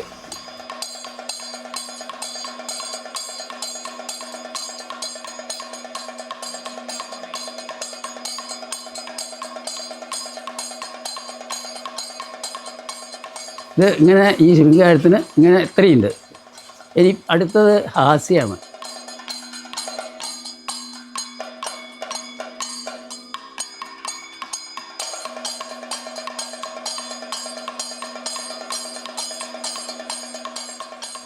ഇതാണ് ഹാസ്യം. ഇനി ഉള്ളത് കരുണം, അതായത് സങ്കടം. ഇതാണ്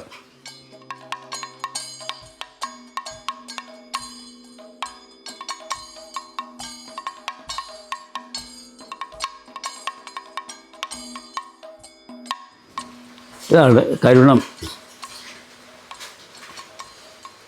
ഇനി രൗദ്രാണ്.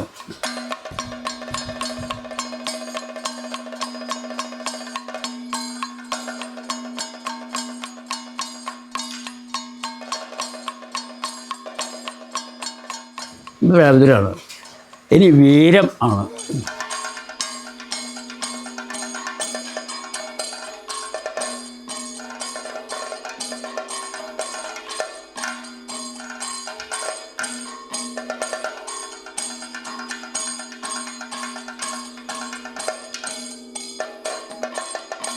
പിന്നിൽ ഇതുണ്ടാകാനൊക്കെ പിന്നിലേക്ക് വീഴില്ല. ഞെളിയണം നടത്തം നല്ലോണം ഞെളിഞ്ഞിരിക്കണം വീരത്തിൻ്റെ. ഇനി ഭയമാണ്.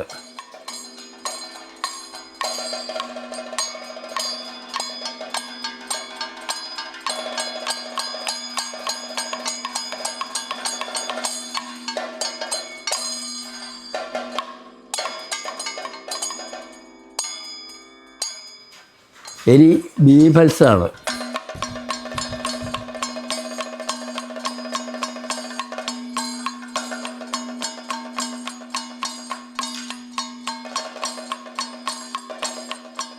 ഇനി അത്ഭുതമാണ്.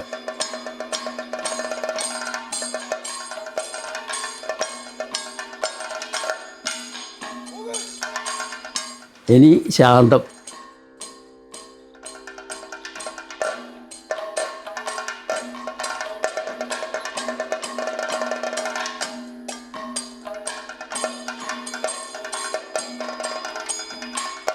ഇതാണ് നവരസം എന്ന് പറയുന്നത്. ഈ നവരസമാണ് പഠിപ്പിച്ച് ഇതിൻ്റെ കൂട്ടത്തിൽ പഠിപ്പിക്കുന്നത്. അത് കഴിഞ്ഞാൽ നമ്മൾ വേഷം കെട്ടി കഴിഞ്ഞിട്ട് അരങ്ങത്ത് ചെന്നിട്ട് ഇങ്ങനെ ചിലത് എല്ലാം വേണ്ടി വരില്ല. ചിലത് കാണിക്കുമ്പോൾ ഇതിനൊക്കെ ഒരു ഛായയ്ക്ക് ചിലത് വ്യത്യാസം വരും. ഇതിപ്പോൾ ശൃംഗാരമാണ്. അപ്പോൾ ശൃംഗാരം ഞാൻ നേരത്തെ പറഞ്ഞ മാതിരി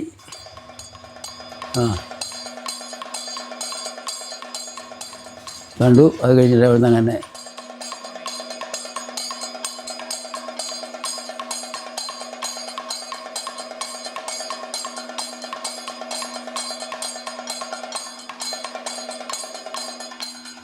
അപ്പോൾ ഇതൊക്കെ രംഗത്തേക്ക് ചിലപ്പോൾ വേണ്ടി വരുന്നതാണ് ഞാൻ ഈ പറയുന്നത്. സാധാരണ പഠിപ്പിച്ചു കൊടുക്കില്ല.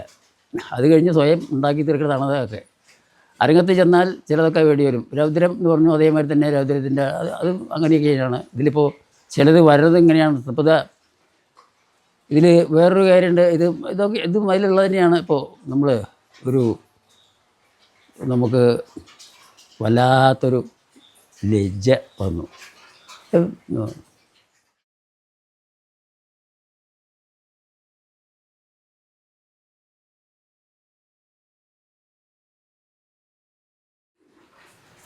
ഇതൊക്കെ അതിൽ പെട്ടതാണ്. ഇതൊക്കെ അരങ്ങത്ത് നമ്മൾ ഓരോന്ന് കാണിക്കുമ്പോൾ ചെയ്യേണ്ട കാര്യങ്ങളാണ് ഇത്. ഇതാണിപ്പോൾ കഥകളിക്കുള്ള ഏറ്റവും പ്രധാനപ്പെട്ട കാര്യം. എന്താ വെച്ചാൽ നമ്മൾ നൃത്തങ്ങൾ പഠിക്കണം എന്ന് പറഞ്ഞല്ലോ, അതുമാതിരി ഇതൊക്കെ ഈ ശരിക്കും പറഞ്ഞിട്ടുണ്ടെങ്കിൽ അതൊക്കെ കാണിച്ചു തരാൻ ഇപ്പോൾ പറ്റില്ല. അതായത് കൈയോട് കാണിക്കാം, എങ്ങനെയൊക്കെ കാണിക്കാം എന്നേ പറ്റുള്ളൂ. ഏതായാലും അതൊക്കെ കഴിഞ്ഞിട്ട് ഇതൊക്കെ വേണം. ശരീരമായിട്ടുള്ള അവയവങ്ങൾക്കൊക്കെ വ്യായാമം കിട്ടണം. അതിനാണ് ഈ മെയ്യ് ഉറപ്പടവ് എന്ന് പറയുന്നത്. മെയ്യ് ഉറപ്പ് അടവ്.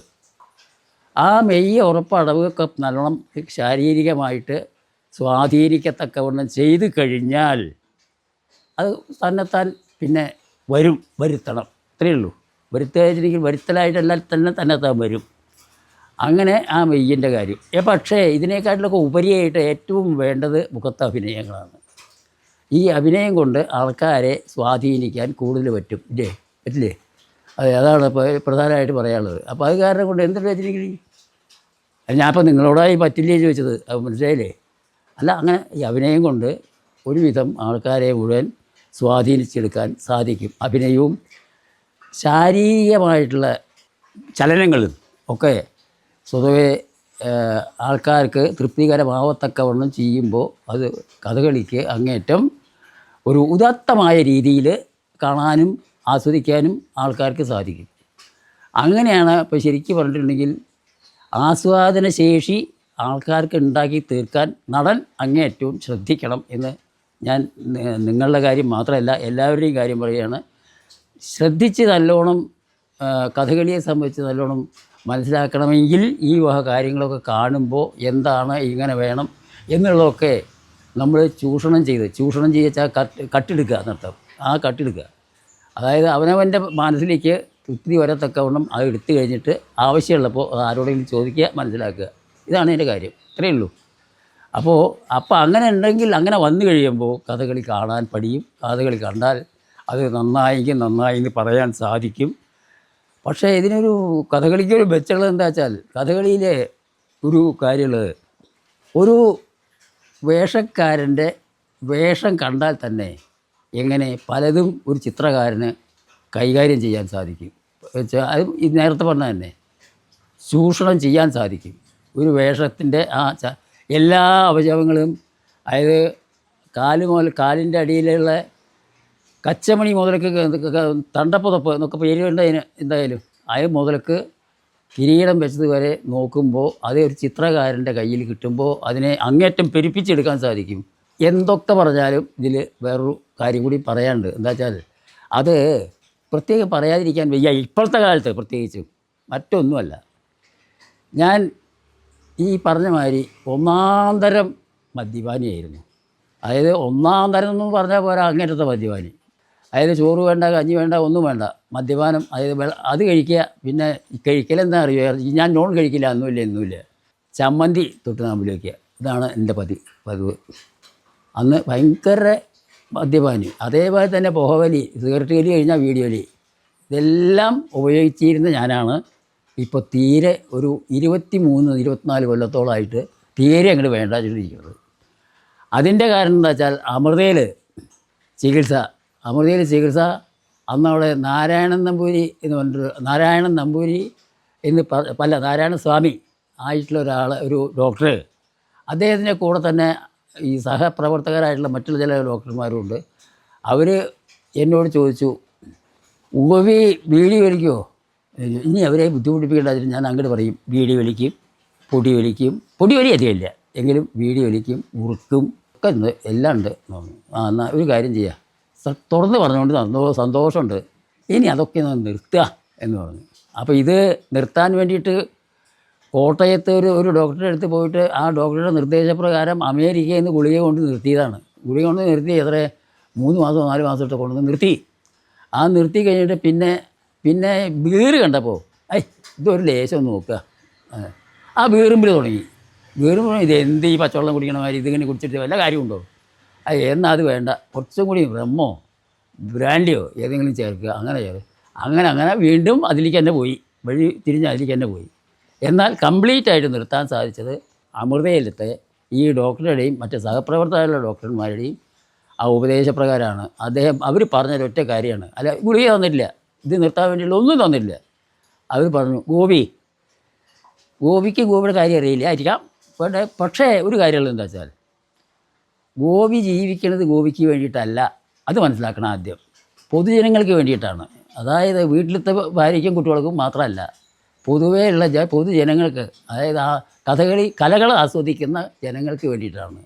അപ്പോൾ എന്തുണ്ടെന്ന് വിചാരിച്ചിട്ടുണ്ടെങ്കിൽ ഗോപിയുടെ ഈ പ്രവൃത്തി കാരണം കൊണ്ട് കല നശിക്കും, ഗോപി നശിക്കും.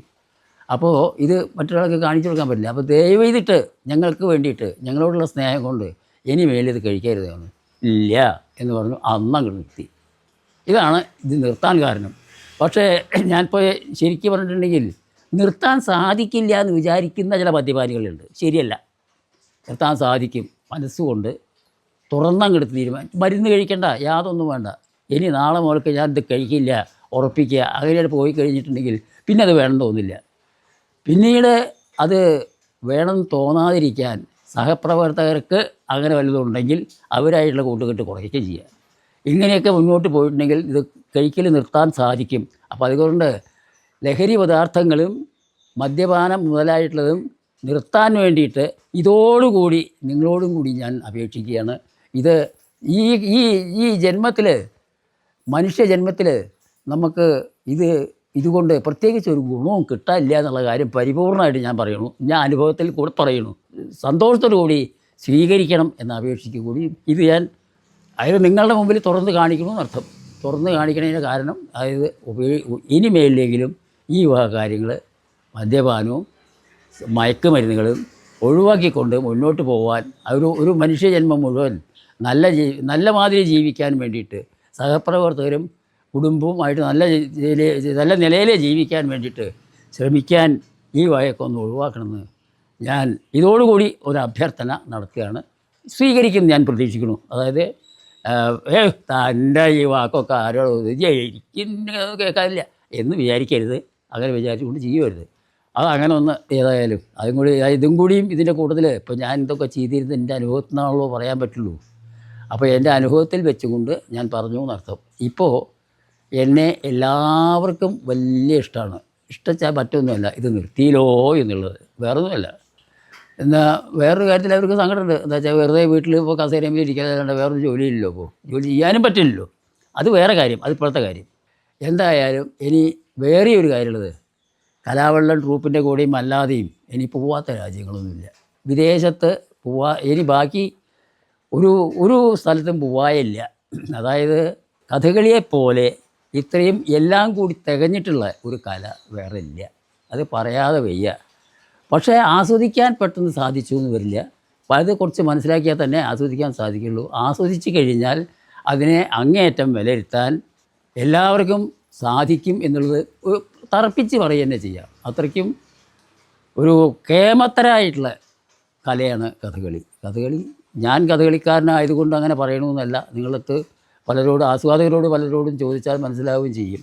വേണ്ട, ഞാൻ പറഞ്ഞുതരാം. അതായത് ഞാൻ മോഹൻലാലിൻ്റെ കൂടെ വാനപ്രസ്ഥത്തിൽ അഭിനയിക്കുകയുണ്ടായി. അഭിനയിക്കേണ്ടായി എന്നുണ്ടെങ്കിൽ അദ്ദേഹത്തിൻ്റെ ഭാര്യയുടെ അച്ഛനായിട്ടാണ്. അപ്പോൾ അത് കാരണം കൊണ്ട് അദ്ദേഹം എപ്പോഴും എന്നെ കണ്ടാൽ അമ്മയ്യച്ചാ എന്നെ വിളിക്കാറുള്ളൂ. അത് പോട്ടെ, എന്തായാലും അദ്ദേഹത്തിൻ്റെ ആ എന്താ ഇതുമാതിരി ഒരു കേവനായിട്ടുള്ള ഒരു നടൻ അല്ല, മറ്റൊരാളെ ചൂണ്ടിക്കാണിക്കാതിരിക്കുകയല്ല, മറ്റുള്ളവരില്ലായല്ല, മറ്റുള്ളവരുണ്ട്. എൻ്റെ മനസ്സിൽ കണ്ടതും ഞാൻ അഭിപ്രായം പറയുന്നതും ഒരാളെ മാത്രമേ ഇപ്പോൾ പറയുന്നുള്ളൂ മാത്രം. അതായത് മോഹൻലാലിനെ പോലെ ഇത്രയും തികഞ്ഞ അഭിനയം കൈകാര്യം ചെയ്തുകൊണ്ട് പ്രവർത്തിക്കുന്ന വ്യക്തികളിൽ പ്രധാനിയാണ് മോഹൻലാൽ. അത് പറയാതിരിക്കാൻ വയ്യ. ആ മോഹൻലാലും കൂടിയും കഥകളിയെപ്പോലെ മറ്റൊന്നില്ല എന്നുള്ളത് പറഞ്ഞ വ്യക്തി തന്നെയാണ്. അതുകൊണ്ട് അദ്ദേഹത്തിൻ്റെ നിർബന്ധപ്രകാരം അദ്ദേഹം തന്നെ അത് കൈകാര്യം ചെയ്തുകൊണ്ട് ഈ വാനപ്രസ്ഥം കളിക്കാനും കാരണമുണ്ടായത്. അപ്പോൾ ആ മഹാനുഭാവൻ്റെ അഭിപ്രായം നിങ്ങളെല്ലാവരും ഉൾക്കൊണ്ടുകൊണ്ട് മുന്നോട്ട് പോകാൻ ശ്രമിക്കണം. അതായത് മറ്റുള്ള കളികളെ കാണുന്ന മാതിരി തന്നെ കഥകളിയും കാണണം. കഥകളി കാണണം എന്നല്ല, കഥകളി കണ്ടിട്ട് മനസ്സിലാക്കാനുള്ള സാധ്യതകൾ ഉണ്ടാക്കണം. പിന്നെ അതുമാതിരി തന്നെ ഇനി വേറൊരു കാര്യമെന്ന് വെച്ചാൽ, ഇപ്പോൾ ഞാൻ ഇതിൻ്റെ കൂട്ടത്തിൽ അത് പറഞ്ഞു എന്നേ ഉള്ളൂ. ഇതിൽ അങ്ങേയറ്റം കുട്ടിക്കാലത്ത് വിഷമതകൾ അനുഭവിച്ച് വളർന്നു വന്ന് കലാമണ്ഡലത്തിൽ നിന്ന് പഠിപ്പ് കഴിഞ്ഞ് തിരിച്ച് പോയതിന് ശേഷം എന്താണ് ഇനി വേണ്ടത് എന്നുള്ള മട്ടുകാരനായി ഞാൻ. അപ്പോഴാണ് ഞാൻ പറഞ്ഞത് സ്കൂളിൽ 5ാം ക്ലാസ്സിൽ പോയി ചേർന്നു പറഞ്ഞത്. അങ്ങനെ ഇരിക്കെ കലാമണ്ഡലത്തിൽ എന്നെ ആദ്യം ഗാന്ധി സേവാ സദനത്തിൽ അദ്ദേഹം നമ്മളുടെ കുമാരേട്ടൻ എന്ന് പറയും ഞങ്ങൾ, അദ്ദേഹം അവിടുത്തെ MD ആണ്. അതായത് അദ്ദേഹത്തിൻ്റെ നിർബന്ധപ്രകാരം എന്നെ ഗാന്ധി സേവാ സദനത്തിലേക്ക് ക്ഷണിച്ചു അധ്യാപകനായിട്ട്. ക്ഷണിച്ചപ്പോൾ ഞാൻ എൻ്റെ ഗുരുനാഥന്മാരായിട്ടുള്ള രാമൻകുട്ടി നായരാശാല പത്മനാഭൻ നായരാശാനോടും നമ്പീശനാശാനോടും ചോദിച്ചപ്പോൾ വരട്ടെ, നീ പോവാൻ വരട്ടെ എന്ന് പറഞ്ഞു. അങ്ങനെ അവർ മഹാകവിയെ കണ്ടിട്ട് പറഞ്ഞു, അവനെ ഇങ്ങനെ സദനത്തിലേക്ക് ക്ഷണിക്കുന്നുണ്ട്, എന്താ വേണ്ടത്, അവനെ പറഞ്ഞയക്കേണ്ട, അവനെ അവിടെ കലാമണ്ഡലത്തിൽ എടുത്തോളാൻ പറയൂ എന്ന് പറഞ്ഞു. അങ്ങനെയാണ് കലാമണ്ഡലത്തിൽ കലാമണ്ഡലത്തിൽ അധ്യാപകനായിട്ട് 3ാമത്തെ അധ്യാപകൻ. ഇവർ 2 പേര്, പിന്നെ 3ാമത്തെ അധ്യാപകൻ ഞാൻ കലാമണ്ഡലത്തിൽ അധ്യാപകനായിട്ട് ചേർന്നു. 58 കലാമണ്ഡലത്തിൽ അധ്യാപകനായി ചേർന്നു. ആ കൊല്ലം തന്നെ എന്ത് സൂക്കറെന്ന് വയറ് വീർത്തിട്ടില്ല. എന്തായാലും അദ്ദേഹം അസുഖമായിട്ട് എറണാകുളത്ത് കിടക്കുകയായിരുന്നു. അതായത് ചെറിയ മകൻ്റെ ബാലചന്ദ്രക്കുറുപ്പ് അവിടെ കിടന്ന് മരിക്കണ സമയത്ത് മരിക്കാൻ വെച്ചാൽ അവിടെ സൂക്കറായിട്ട് അവിടെ കിടക്കുമ്പോൾ കലാമണ്ഡലത്തിൽ നിന്ന് അങ്ങനെ സൂക്കറാധികാണെന്ന് കേട്ടിട്ട് കലാമണ്ഡലത്തിന് രാമൻകുട്ടി നായരാശാൻ, പത്മനാഭൻ നായരാശാൻ, കൃഷ്ണകുട്ടി വരെ അങ്ങനെ കുറേ ആൾക്കാരുണ്ട്. അതിൻ്റെ കൂട്ടത്തിൽ ഞാനും കൂടെ പോയിരുന്നു. അദ്ദേഹം ഒരു വാക്ക് പറഞ്ഞു രാമൻകുട്ടി നായരാശാനോടും മറ്റവരോടും ഒക്കെ വിട്ട്, കലാമണ്ഡലം ഇനി നിങ്ങളുടെ കയ്യിലാണ്, നിങ്ങളതിനെ നശിപ്പിക്കരുത്, നന്നാക്കി കൊണ്ടുപോകണം എന്നൊരു വാക്ക് പറഞ്ഞു. 58 എനിക്ക് ജോലി തന്നിട്ട് തന്നെ അഭിമാനപൂർവ്വമല്ല, സങ്കടത്തോട് കൂട്ടിയിട്ടാണെങ്കിലും അദ്ദേഹത്തിൻ്റെ മരണത്തിനെ സംബന്ധിച്ച് അഭിമാനത്തോട് പറയാൻ സാധിക്കില്ല. പക്ഷേ എനിക്ക് ജോലി തന്നിട്ടാണ് അദ്ദേഹം അങ്ങേറ്റം സന്തോഷത്തോടു കൂടി തന്നെ വിഷ്ണുപാദം പൂകിയത്, അതായത് മരിച്ചത് എന്നർത്ഥം. അപ്പോൾ അദ്ദേഹത്തിൻ്റെ ആ അനുഗ്രഹം ആദ്യം മുതലൊക്കെ എനിക്ക് കിട്ടിയിട്ടുണ്ട്. എങ്ങനെയെന്ന് ചോദിച്ചാൽ, അവനെ തേൽപ്പിക്കേണ്ട എടുത്തോളൂ എന്നൊരു വാക്ക് പറഞ്ഞല്ലോ, അത് അങ്ങേറ്റത്തെ അനുഗ്രഹമാണ്. അനുഗ്രഹം എന്ന് പറഞ്ഞാൽ ശരിയായിട്ടുള്ള അനുഗ്രഹം. അതായത് ഇപ്പോൾ അത് കഴിഞ്ഞിട്ട് ഞാൻ കഥകളിക്ക് നടന്നുകൊണ്ടിരുന്ന ധാരാളം കഥകളിക്ക് പോയി തുടങ്ങിയിട്ടുണ്ടായിരുന്നു. അങ്ങനെ ആ കഥകളിക്ക് പോകുമ്പോഴൊക്കെയും ആൾക്കാർക്ക് ആദ്യം പച്ചവേഷം കണ്ടിട്ടുള്ള ആൾക്കാർക്ക് മറ്റൊരു വേഷവും വേണ്ട, പച്ചവേഷം ഗോപിയുടെ പച്ചവേഷം മതി, ഇതേ വേണ്ടു ആൾക്കാർക്ക്. എന്നാൽ കത്തി കിട്ടും, കത്തി ചീത്തയല്ല, കത്തി നല്ലതാണ്. എന്നാൽ പത്മനാഭൻ നായരാശാൻ പറയുക തന്നെ ചെയ്യും, നീ പച്ചവേഷക്കാരൻ മാത്രമായിട്ട് മാറിയാൽ പറ്റില്ലല്ലോ, നിനക്ക് നിൻ്റെ കത്തി നല്ല വേഷമാണല്ലോ, കത്തി വേഷം തരാൻ പറയണം എന്ന് ഞാൻ അദ്ദേഹത്തിനോട് പറയും. ആൾക്കാർ നിർബന്ധമായിട്ട് പച്ചവേഷം തന്നെ വേണം. അത് പ്രത്യേകിച്ചും പച്ചവേഷത്തിൽ നളയരത്തിലെ നളൻ തന്നെ, നളനും ബാഹുബലിയും തന്നെ വേണം എന്ന് പറയും. എന്നാൽ ഇതല്ലാണ്ട് ഞാൻ അവരോട് ഇപ്പോൾ എന്താ എനിക്ക് കത്തി വേഷം കെട്ടിയാലേ വരുള്ളൂ എനിക്ക് പറയാൻ പറ്റുമോ എന്ന് ആശാനോട് കാര്യം, അത് വേണ്ട, പക്ഷേ അവരോട് സൂചിപ്പിക്കുക, തരണമെന്ന് പറയുക എന്നൊക്കെ പറയും. ഏതായാലും പച്ചവേഷത്തിൽ സ്ഥിരക്കാരനായിട്ട് നിന്നു. ഏകദേശം 14 വരെ കൊറോണ കാലത്ത് വരെ അത് പെയ്തു, അങ്ങനെയാണ് പറയാന്നുള്ളത്. ആ കൊറോണ കാലം വരെ പച്ചവേഷക്കാരനായിട്ട്, സ്ഥിരം പച്ചവേഷക്കാരനായിട്ട് നിന്നു. വേഷക്കാരൻ മാത്രമല്ല, ജീവിതത്തിൽ പച്ചയായി, തനി പച്ചയായി. അതായത് ഈ പച്ച പച്ച പച്ച പച്ച എന്ന് പറഞ്ഞാൽ ഈ പച്ചയ്ക്കുള്ള ഒരു ഒരു ഒരു ഒരു മാറ്റം ചിലപ്പോൾ ദേഷ്യം കുറച്ച് കൂടുതലുണ്ട് തന്നെയുള്ളൂ, വേറെ കുഴപ്പമൊന്നുമില്ല. പിന്നെ എനിക്ക് ഈ 3 രസം സ്ഥിര. ഒന്ന് ശൃംഗാരം, അത് അധികം വരില്ല, ചെറുതായിട്ടേ വരുള്ളൂ. പിന്നെ ഒന്ന് ഹാസ്യം, എനിക്ക് അങ്ങനെ വരില്ല. പിന്നെ സങ്കടം വരിക, പിന്നെ ദേഷ്യം ഉഗ്രനായിട്ട് വരും. ഇങ്ങനെ 3 അത് കാരണം കൊണ്ട് അന്നൊക്കെ തന്നെ ഈ രൗദ്രഭീമൻ പച്ചവേഷം നടന്ന് കെട്ടിയാലും വേണ്ടില്ല, രൗദ്രഭീമൻ കെട്ടിക്കും. ഇത് സ്ഥിരക്കാരനായിരുന്നു. അങ്ങനെ കഥകളിയിൽ ഒരുവിധം എല്ലാവരുടെയും സ്നേഹം പിടിച്ചു പറ്റാൻ സാധിച്ചത് എൻ്റെയും എൻ്റെ ശ്രമവും അതേമാതിരി തന്നെ എൻ്റെ ഗുരുനാഥന്മാരുടെ അനുഗ്രഹവും. ഞാൻ ഗുരുവായൂരപ്പൻ്റെ ഒരു ഭക്തനാണ്, അത് കാരണം ഗുരുവായൂരപ്പൻ്റെ അനുഗ്രഹവും എല്ലാം കൂടെ ഇതുവരെ ആൾക്കാരുടെ ആ സ്നേഹത്തോടു കൂടിയുള്ള പെരുമാറ്റവും ഇതൊക്കെ ചിലത് കൂടി പറയാം, അല്ലാണ്ട് പറയേണ്ടെന്ന് വെക്കുന്നില്ല. ഇപ്പോൾ കഥകളി വേഷക്കാരെ അങ്ങേറ്റവും സ്നേഹിക്കുന്ന പുരുഷന്മാർ ധാരാളമുണ്ട്, സ്ത്രീകളും ധാരാളമുണ്ട്. ഇതിൽ വേറൊരു കാര്യം എന്താ വെച്ചിട്ടുണ്ടെങ്കിൽ, അങ്ങനെ കഥകളിക്കാരെ സ്നേഹിക്കുന്നുണ്ടെങ്കിലും ധൈര്യസമേതം വന്ന് കെട്ടിപ്പിടിച്ചിട്ട് ഉമ്മ തരിക സ്വതവേ ആർക്കും ഉണ്ടായിട്ടുണ്ട് തോന്നുന്നില്ല. ഞാൻ ഉണ്ടായിട്ടുണ്ടോ എനിക്കറിയില്ല, ഞാൻ കണ്ടിട്ടില്ല. ഏതായാലും എന്നെ ഇതേമാതിരി ആ വേഷം കഴിഞ്ഞ് ഞാൻ നളയരുതാണ്, നളയരം 2-ാം ദിവസം നളൻ്റെ ആ വേർപാടൊക്കെ കഴിഞ്ഞിട്ട് വന്നപ്പോൾ, അതായത് ഓടിക്കിട്ട് പോരലുണ്ട്, വേർപാട് കഴിഞ്ഞിട്ട് ഓടിപ്പോരൽ അതപ്പോൾ വേഗം ഒരു സ്ത്രീ, ചെറുപ്പക്കാരത്തെ സ്ത്രീയാണ്, പേരൊന്നും ചോദിച്ചാൽ ഞാൻ അന്നും ചോദിച്ചിട്ടില്ല അവരോട് പേരെന്താന്ന്. എന്താ വെച്ചാൽ എനിക്ക് സ്ഥിരമായിട്ട് കിട്ടുന്ന ഇതല്ലല്ലോ, അപ്പോൾ പേര് ചോദിക്കലുണ്ടായില്ല. അപ്പോൾ ഏതായാലും വന്നു കെട്ടിയാണ്ട് പിടിച്ചു, അങ്ങനെ ഒരു ഉമ്മ വെച്ചു. ആ പച്ച വേഷമായിരുന്നു എൻ്റെ, പിന്നെ നളൻ അങ്ങനെയാണല്ലോ. ആ ഉമ്മ വെച്ചപ്പോൾ എന്തിനാ ഈ ചിഴിയിൽ ഉള്ള മറ്റേ മഞ്ഞപ്പൊടിയും ഇവിടെയുള്ള മനോലയും ഒക്കെ അവരുടെ മുഖത്തായി. അപ്പോൾ അയ്യേ എന്ന് നോക്കൂ എന്ന് പറഞ്ഞു. ഇതെനിക്ക് സന്തോഷമാണെന്ന് പറഞ്ഞു ഇവർ. അല്ല, ഇത്രയും കഥകളിക്കാർക്ക് അനുഭവിക്കേണ്ടി വന്നിട്ടുണ്ട്. ഈ അനുഭവിക്കുക പറഞ്ഞാൽ അവർ ഈ അങ്ങേറ്റവും സ്നേഹം കൊണ്ടാണ്, അത് കലയോടുള്ള ആരാധന കൊണ്ടാണ്. അപ്പോൾ ആ ആരാധന അതിപ്പോൾ ഈ വേഷം നന്നാവുക കാരണം കൊണ്ടാണ് എന്ന് ഞാൻ ധരിക്കുന്നു, അല്ലെങ്കിൽ എൻ്റെ ഭാഗ്യം കൊണ്ടാണ്, അല്ലെങ്കിൽ എൻ്റെ ഗുരുത്വം കൊണ്ടാണ്. അതിന് ഏതായാലും ദൈവാധീനവും ഗുരുത്വം ഒക്കെ ഉണ്ടാവുക കാരണം അമേരിക്ക, ജപ്പാൻ, കൊറിയ, അങ്ങനെ ഇവിടെ പോയിട്ടില്ല, പാകിസ്ഥാനിൽ പോയിട്ടില്ല, ബാക്കി എല്ലാ സ്ഥലത്തും എത്തിക്കഴിഞ്ഞിട്ടുണ്ട്. അതിന് മഹാഭാഗ്യം കിട്ടിയിട്ടുണ്ട്. നമ്മൾ കാശ് കൊടുത്തിട്ട് മുമ്പിലുണ്ടാവില്ല എന്നുള്ള കാര്യം ഉറപ്പ്. ഇത് കലാമണ്ഡലത്തിൻ്റെ ട്രൂപ്പിലാണെങ്കിൽ പോലും അതിനൊരു ഭാഗ്യം വേണമല്ലോ, അതും കിട്ടിയിട്ടുണ്ട്. ഇങ്ങനെ എനിക്ക് ഇതുവരെ കിട്ടിയിട്ടുള്ളതൊക്കെ മഹാഭാഗ്യം. ആ ഭാഗ്യം നിലനിന്ന് പോവാൻ ഇനിയും സാധിക്കുമായിരുന്നു. എൻ്റെ ഈ ഇപ്പോഴത്തെ അവശത, എൻ്റെ കാലിനാണുള്ള കേട്. കഥകളിക്ക് സ്വതവേ കാലിനെ കേട് വന്നാൽ പിന്നെ ഒന്നും പറയാനില്ല, വേറെ ഒന്നും പറയാനില്ല. ബാക്കിയൊക്കെ പിന്നെയും സഹിക്കാമെന്നാണ് പറയുക. ഏതായാലും അത് അങ്ങനൊരു കാരണം കൊണ്ട് ഞാനിപ്പോൾ അവശനാണ്. ഏതായാലും ഈ അവശനാണെന്ന് പറഞ്ഞാൽ മറ്റൊന്നുമല്ല, വേഷം കെട്ടാൻ സാധിക്കില്ല, പ്രവർത്തിക്കാൻ സാധിക്കില്ല, ഒന്നും ചെയ്യാൻ സാധിക്കില്ല. അതിൻ്റെ അവശതയാണ് ഞാൻ ഈ പറയുന്നത്. എന്ന് വിചാരിച്ചിട്ട് അവശതയായിട്ട് വീട്ടിൽ കിടക്കല്ല മാത്രമല്ല, എന്നെ പരിചരിച്ച് എന്ത് വേണമെങ്കിലും ചെയ്തു തരാൻ എൻ്റെ കുടുംബത്തിലുള്ള എൻ്റെ ഭാര്യ, മക്കളൊക്കെ ഉണ്ട്. അപ്പോൾ അതുകൊണ്ട് എനിക്ക് സമാധാനമുള്ളത് എന്താ വെച്ചാൽ, അവരൊക്കെ കലാകാരന്മാരായിട്ടില്ല എന്ന് മാത്രമേ ഉള്ളൂ, എങ്കിലും കലാകാരനാവാൻ ആഗ്രഹിച്ചതാണ്. രണ്ടാമത്തെ മകൻ, മൂത്ത മകൻ്റെ അരങ്ങേറ്റവും കഴിഞ്ഞതാണ്. പക്ഷേ അതിലേക്കല്ല പിന്നെ പോയതെന്ന് മാത്രം. ഏതായാലും ഇപ്പോൾ എന്തുണ്ട് എനിക്ക് രണ്ടാമത്തെ മകൻ്റെ നേതൃത്വത്തിൽ അതായത് ഒരു കലാസ്ഥാപനം തുടങ്ങിയിട്ടുണ്ട്. അതാണ് ഗുരുകൃപ കലാക്ഷേത്രം എന്ന് പറയുന്നത്. അത് തരക്കേടില്ലാത്ത ഒരു ക്ഷേത്രം തന്നെയാണ്. അത് ഡാൻസ് പഠിപ്പിക്കുന്നുണ്ട്. അതായത് രണ്ടാമത്തെ മകൻ്റെ രഘുരാജൻ എന്നാണ് പേര്. അയാളുടെ ഭാര്യ കർണാടക സംഗീതജ്ഞയാണ്. അതായത് കലാമണ്ഡലം ശ്രീകല എന്നാണ് പേര്. ആ സുന്ദരമായിട്ട് ഡാൻസ് പഠിപ്പിക്കുന്നു. അതോടൊപ്പം തന്നെ നൃത്തം പഠിപ്പിക്കുന്നു. കലാമണ്ഡലത്തിലെ അഞ്ജലി എന്നാണ് പേര്. അവർ ഇപ്പോൾ പഠിപ്പിക്കുന്നത് വേറൊരാളാണ്. ഏതായാലും അതങ്ങനെ ഒന്ന്. പിന്നെ കഥകളി പഠിപ്പിക്കുന്നുണ്ട്. കഥകളി പഠിപ്പിക്കുന്നത് കലാമണ്ഡലം കൃഷ്ണകുമാറാണ്.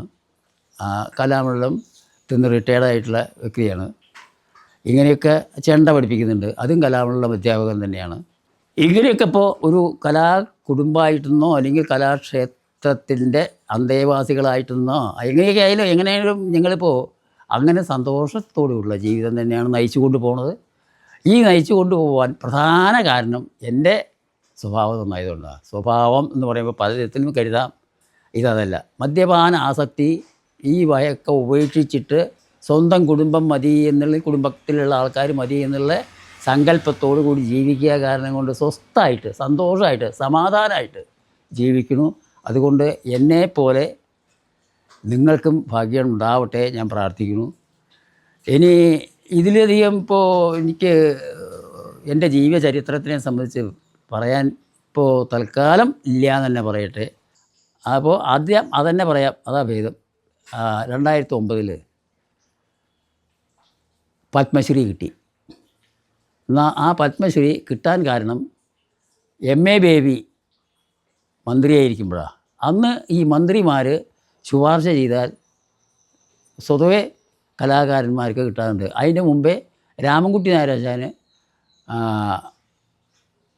പത്മഭൂഷൺ കിട്ടി. അതും ഈ MA ബേബിയുടെ സഹായം കൊണ്ടാണ്.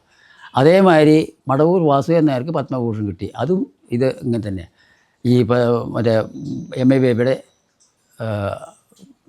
അത് ശ്രമം കൊണ്ടാണ്. ഇതേമാതിരി തന്നെയാണ് എനിക്ക് പത്മശ്രീ കിട്ടിയതും. എന്നാൽ അതിന് മുമ്പ് ആർക്കും കിട്ടാത്തത്, അതായത് രാമൻകുട്ടി നായരാജാനും എനിക്ക് മാത്രമേ കിട്ടുള്ളൂ. വേറൊന്നുമല്ല, കാളിദാസ് സമ്മാൻ. അതായത് ആദ്യം രാമൻകുട്ടി നായരാജാന് കിട്ടി, അത് കഴിഞ്ഞിട്ട് എനിക്കും കിട്ടി. പിന്നെ കൂടിയാട്ടത്തിൽ നമ്മളെ എരിഞ്ഞാലക്കുട മാധവച്ചാക്കിയാർക്ക് കിട്ടിയിട്ടുണ്ട്. ഈ മലയാളികളൊക്കെ ഏകദേശം കിട്ടിയിട്ടുള്ളത് ഈ കാളിദാസ് സമ്മാൻ, മറ്റാർക്കും അങ്ങനെ കിട്ടിയിട്ടില്ല. അതും കൂടി ഒരു മഹാഭാഗ്യമാണ്. പിന്നെ സംഗീത അക്കാദമിയുടെ ഈ ഫെലോഷിപ്പ് മറ്റേ നമ്മൾ 2 കൊല്ലത്തേക്ക് 3 കൊല്ലത്തേക്ക് അതല്ല, ഇത് പ്രത്യേകമായിട്ട് ഒരു ഫെലോഷിപ്പാണ്. അതും എല്ലാവർക്കും ഇല്ല, അതെല്ലാവർക്കും കിട്ടിയിട്ടുമില്ല. രാമകൃഷ്ണന് കിട്ടിയിട്ടുണ്ട്, എനിക്കും കിട്ടിയിട്ടുണ്ട്. അപ്പോൾ ഇപ്പം മിക്ക ആർക്കും കിട്ടിയിട്ടുണ്ടോ എനിക്കറിയില്ല. ഏതായാലും ഇങ്ങനെ ചിലതൊക്കെ കൂടുതലും കിട്ടാൻ സാധിച്ചിട്ടുണ്ട്, കിട്ടിയിട്ടുമുണ്ട്. അത് വളരെ നല്ല ഭാഗ്യം, മഹാഭാഗ്യം ഇതേ പറയാനുള്ളൂ. പിന്നെ ഈ ഒരുമാതിരി നമ്മളുടെ കേരളത്തിൽ നിന്നും വിദേശങ്ങളിൽ നിന്നും കിട്ടിയിട്ടുണ്ട് ഈ അവാർഡുകൾ. പല വിധത്തിലുള്ള അവാർഡുകളും കിട്ടിയിട്ടുണ്ട്. മുഴുവൻ ഓർമ്മ കിട്ടുന്നില്ല. അതായത് ഇപ്പോൾ എന്താ കാരണം എന്ന് ചോദിച്ചാൽ, ഒന്നാമത് എനിക്ക് മറവി കുറേ കൂടുതലാണ്. ഇപ്പോൾ ഈയിടെയായിട്ട് കുറച്ചധികം ഉണ്ട് മറവി. അങ്ങനെ മറവി സ്വതവേ നല്ലതിനാണെന്നും പറയുന്നുണ്ട്. പക്ഷേ ചിലപ്പോൾ അത് ദോഷം ചെയ്യുന്നുണ്ട്. ഇത് വേണ്ടപ്പോൾ ഓർമ്മവരായ അത് നല്ലൊരു തകരാറാണ്. അതുകൊണ്ട് എങ്കിലും എനിക്കിപ്പോൾ ഇവിടെ വീട്ടിലൊന്നും വയ്ക്കാൻ സ്ഥലമില്ല. വേറെ ഇനി വല്ല വീടും വെച്ചിട്ട് വേണം ആ സാധനങ്ങളൊക്കെ ഇനി ബാക്കിയുള്ള എല്ലാം കൂടി ഒന്നിച്ച് ഇനി വെക്കണമെങ്കിൽ, അതായത് എവിടെയെങ്കിലും ആൾക്കാർ വന്നാൽ കാണിക്കണമെങ്കിൽ ഒരു മ്യൂസിയം ഉണ്ടാക്കുക തന്നെ വേണം. അതിനിപ്പോൾ സ്ഥലം വേണമെങ്കിൽ ആരും തരണം, ഉണ്ടാക്കണമെങ്കിൽ അത് ഉണ്ടാക്കി തരണം ആരെങ്കിലും. ഇങ്ങനെയൊക്കെയാണെങ്കിൽ വയ്ക്കാൻ പറ്റും. പക്ഷേ തൽക്കാലം ഇങ്ങനെയൊക്കെയാണ് സ്ഥിതി. എന്താ വെച്ചിട്ടുണ്ടെങ്കിൽ ഇനി പ്രത്യേകിച്ച് കിട്ടേണ്ടത് സംഗീത പത്മശ്രീ കഴിഞ്ഞാൽ പിന്നെ പത്മവിഭൂഷൺ ഇങ്ങനെയൊക്കെയാണ് കിട്ടേണ്ടത്. പത്മഭൂഷൺ കിട്ടാൻ സാധ്യത ഉണ്ടാവില്ല എന്ന് ഞാൻ പറഞ്ഞാൽ തെറ്റാവും. പക്ഷേ അത് അവർ വിചാരിക്കണം, ഞാനല്ല വിചാരിക്കുന്നത്. അതായത് ഞാൻ അപേക്ഷിക്കുക, അത് വേണമെങ്കിൽ അപേക്ഷിക്കുക എന്നുള്ളതല്ലാണ്ട് അവരുടെ മനസ്സിൽ തോന്നണം ഞാൻ ഗോപിക്ക് കൊടുക്കുക പത്മഭൂഷൺ എന്നതിൽ തോന്നിയാൽ കിട്ടും. അത്രയൊക്കെ ഇനി അക്കാര്യത്തിൽ പറയാനുള്ളൂ. വേറെ ഒന്നും ഇനി അവാർഡ് കിട്ടാൻ ഇനി ബാക്കിയൊന്നുമില്ല, അത്രത്തോളം കിട്ടിക്കഴിഞ്ഞു എന്ന് തന്നെ പറയാം. ഈ ജീവിച്ചിരിക്കുമ്പോൾ ഇതിലധികം അവാർഡ് കിട്ടിയിട്ടുള്ള ആൾക്കാർ ഇല്ല എന്ന് ഞാൻ പറയില്ല. എന്താ വെച്ചാൽ കഥകളിക്കാർക്ക് വേറെ കിട്ടിയിട്ടുണ്ടാവാം. പക്ഷേ ഇവിടെ വരുന്ന ആൾക്കാർ ഇതൊക്കെ കൂടി എല്ലാം കൂടി കാണുമ്പോൾ ഇതുമാതിരി ആർക്കും കിട്ടിയിട്ടുണ്ടാകും തോന്നില്ല എന്നേ പറയാറുള്ളൂ. അതെന്തായാലും വേണ്ടില്ല, മറ്റുള്ളവർക്ക് കിട്ടരുതെന്ന് ഞാൻ വിചാരിക്കാറില്ല. മറ്റുള്ളവർക്ക് കിട്ടുക തന്നെ വേണം, എന്നാൽ തന്നെ നമുക്ക് എപ്പോഴും സന്തോഷമുള്ളൂ. അവനവന് മാത്രം കിട്ടിയോണ്ട് എന്തൊരു കാര്യമുള്ളതെന്നേ അതൊന്നുമില്ല. എല്ലാവർക്കും കിട്ടണം. എല്ലാവരും സന്മനസ്സായിട്ടുള്ള ആൾക്കാർ അവാർഡ് കൊടുത്ത് എല്ലാവരെയും പ്രോത്സാഹിപ്പിച്ച് വളർത്താൻ തയ്യാറാവുക, അതൊരു നല്ല കാര്യമാണ്. ഏതായാലും ഗുരുത്വവും ദൈവാധീനവും ഒരു കാലത്തും നശിക്കാതിരിക്കട്ടെ, എല്ലാം മംഗളമായി തീരട്ടെ എന്ന് പ്രാർത്ഥിച്ചുകൊണ്ട് എൻ്റെ ജീവിതത്തിൻ്റെ ഏകദേശം ഒരു 99% നിങ്ങളായിട്ട് പങ്കുവയ്ക്കൽ കഴിഞ്ഞു. ഇനി 1% ബാക്കിയുണ്ടെങ്കിൽ അത് ഞാൻ അവസാനം ഞാൻ അങ്ങോട്ട് ചെന്നിട്ട് ഞാൻ വിളിച്ച് പറയാം. ഇത്രയേ പറയാനുള്ളൂ. സന്തോഷം.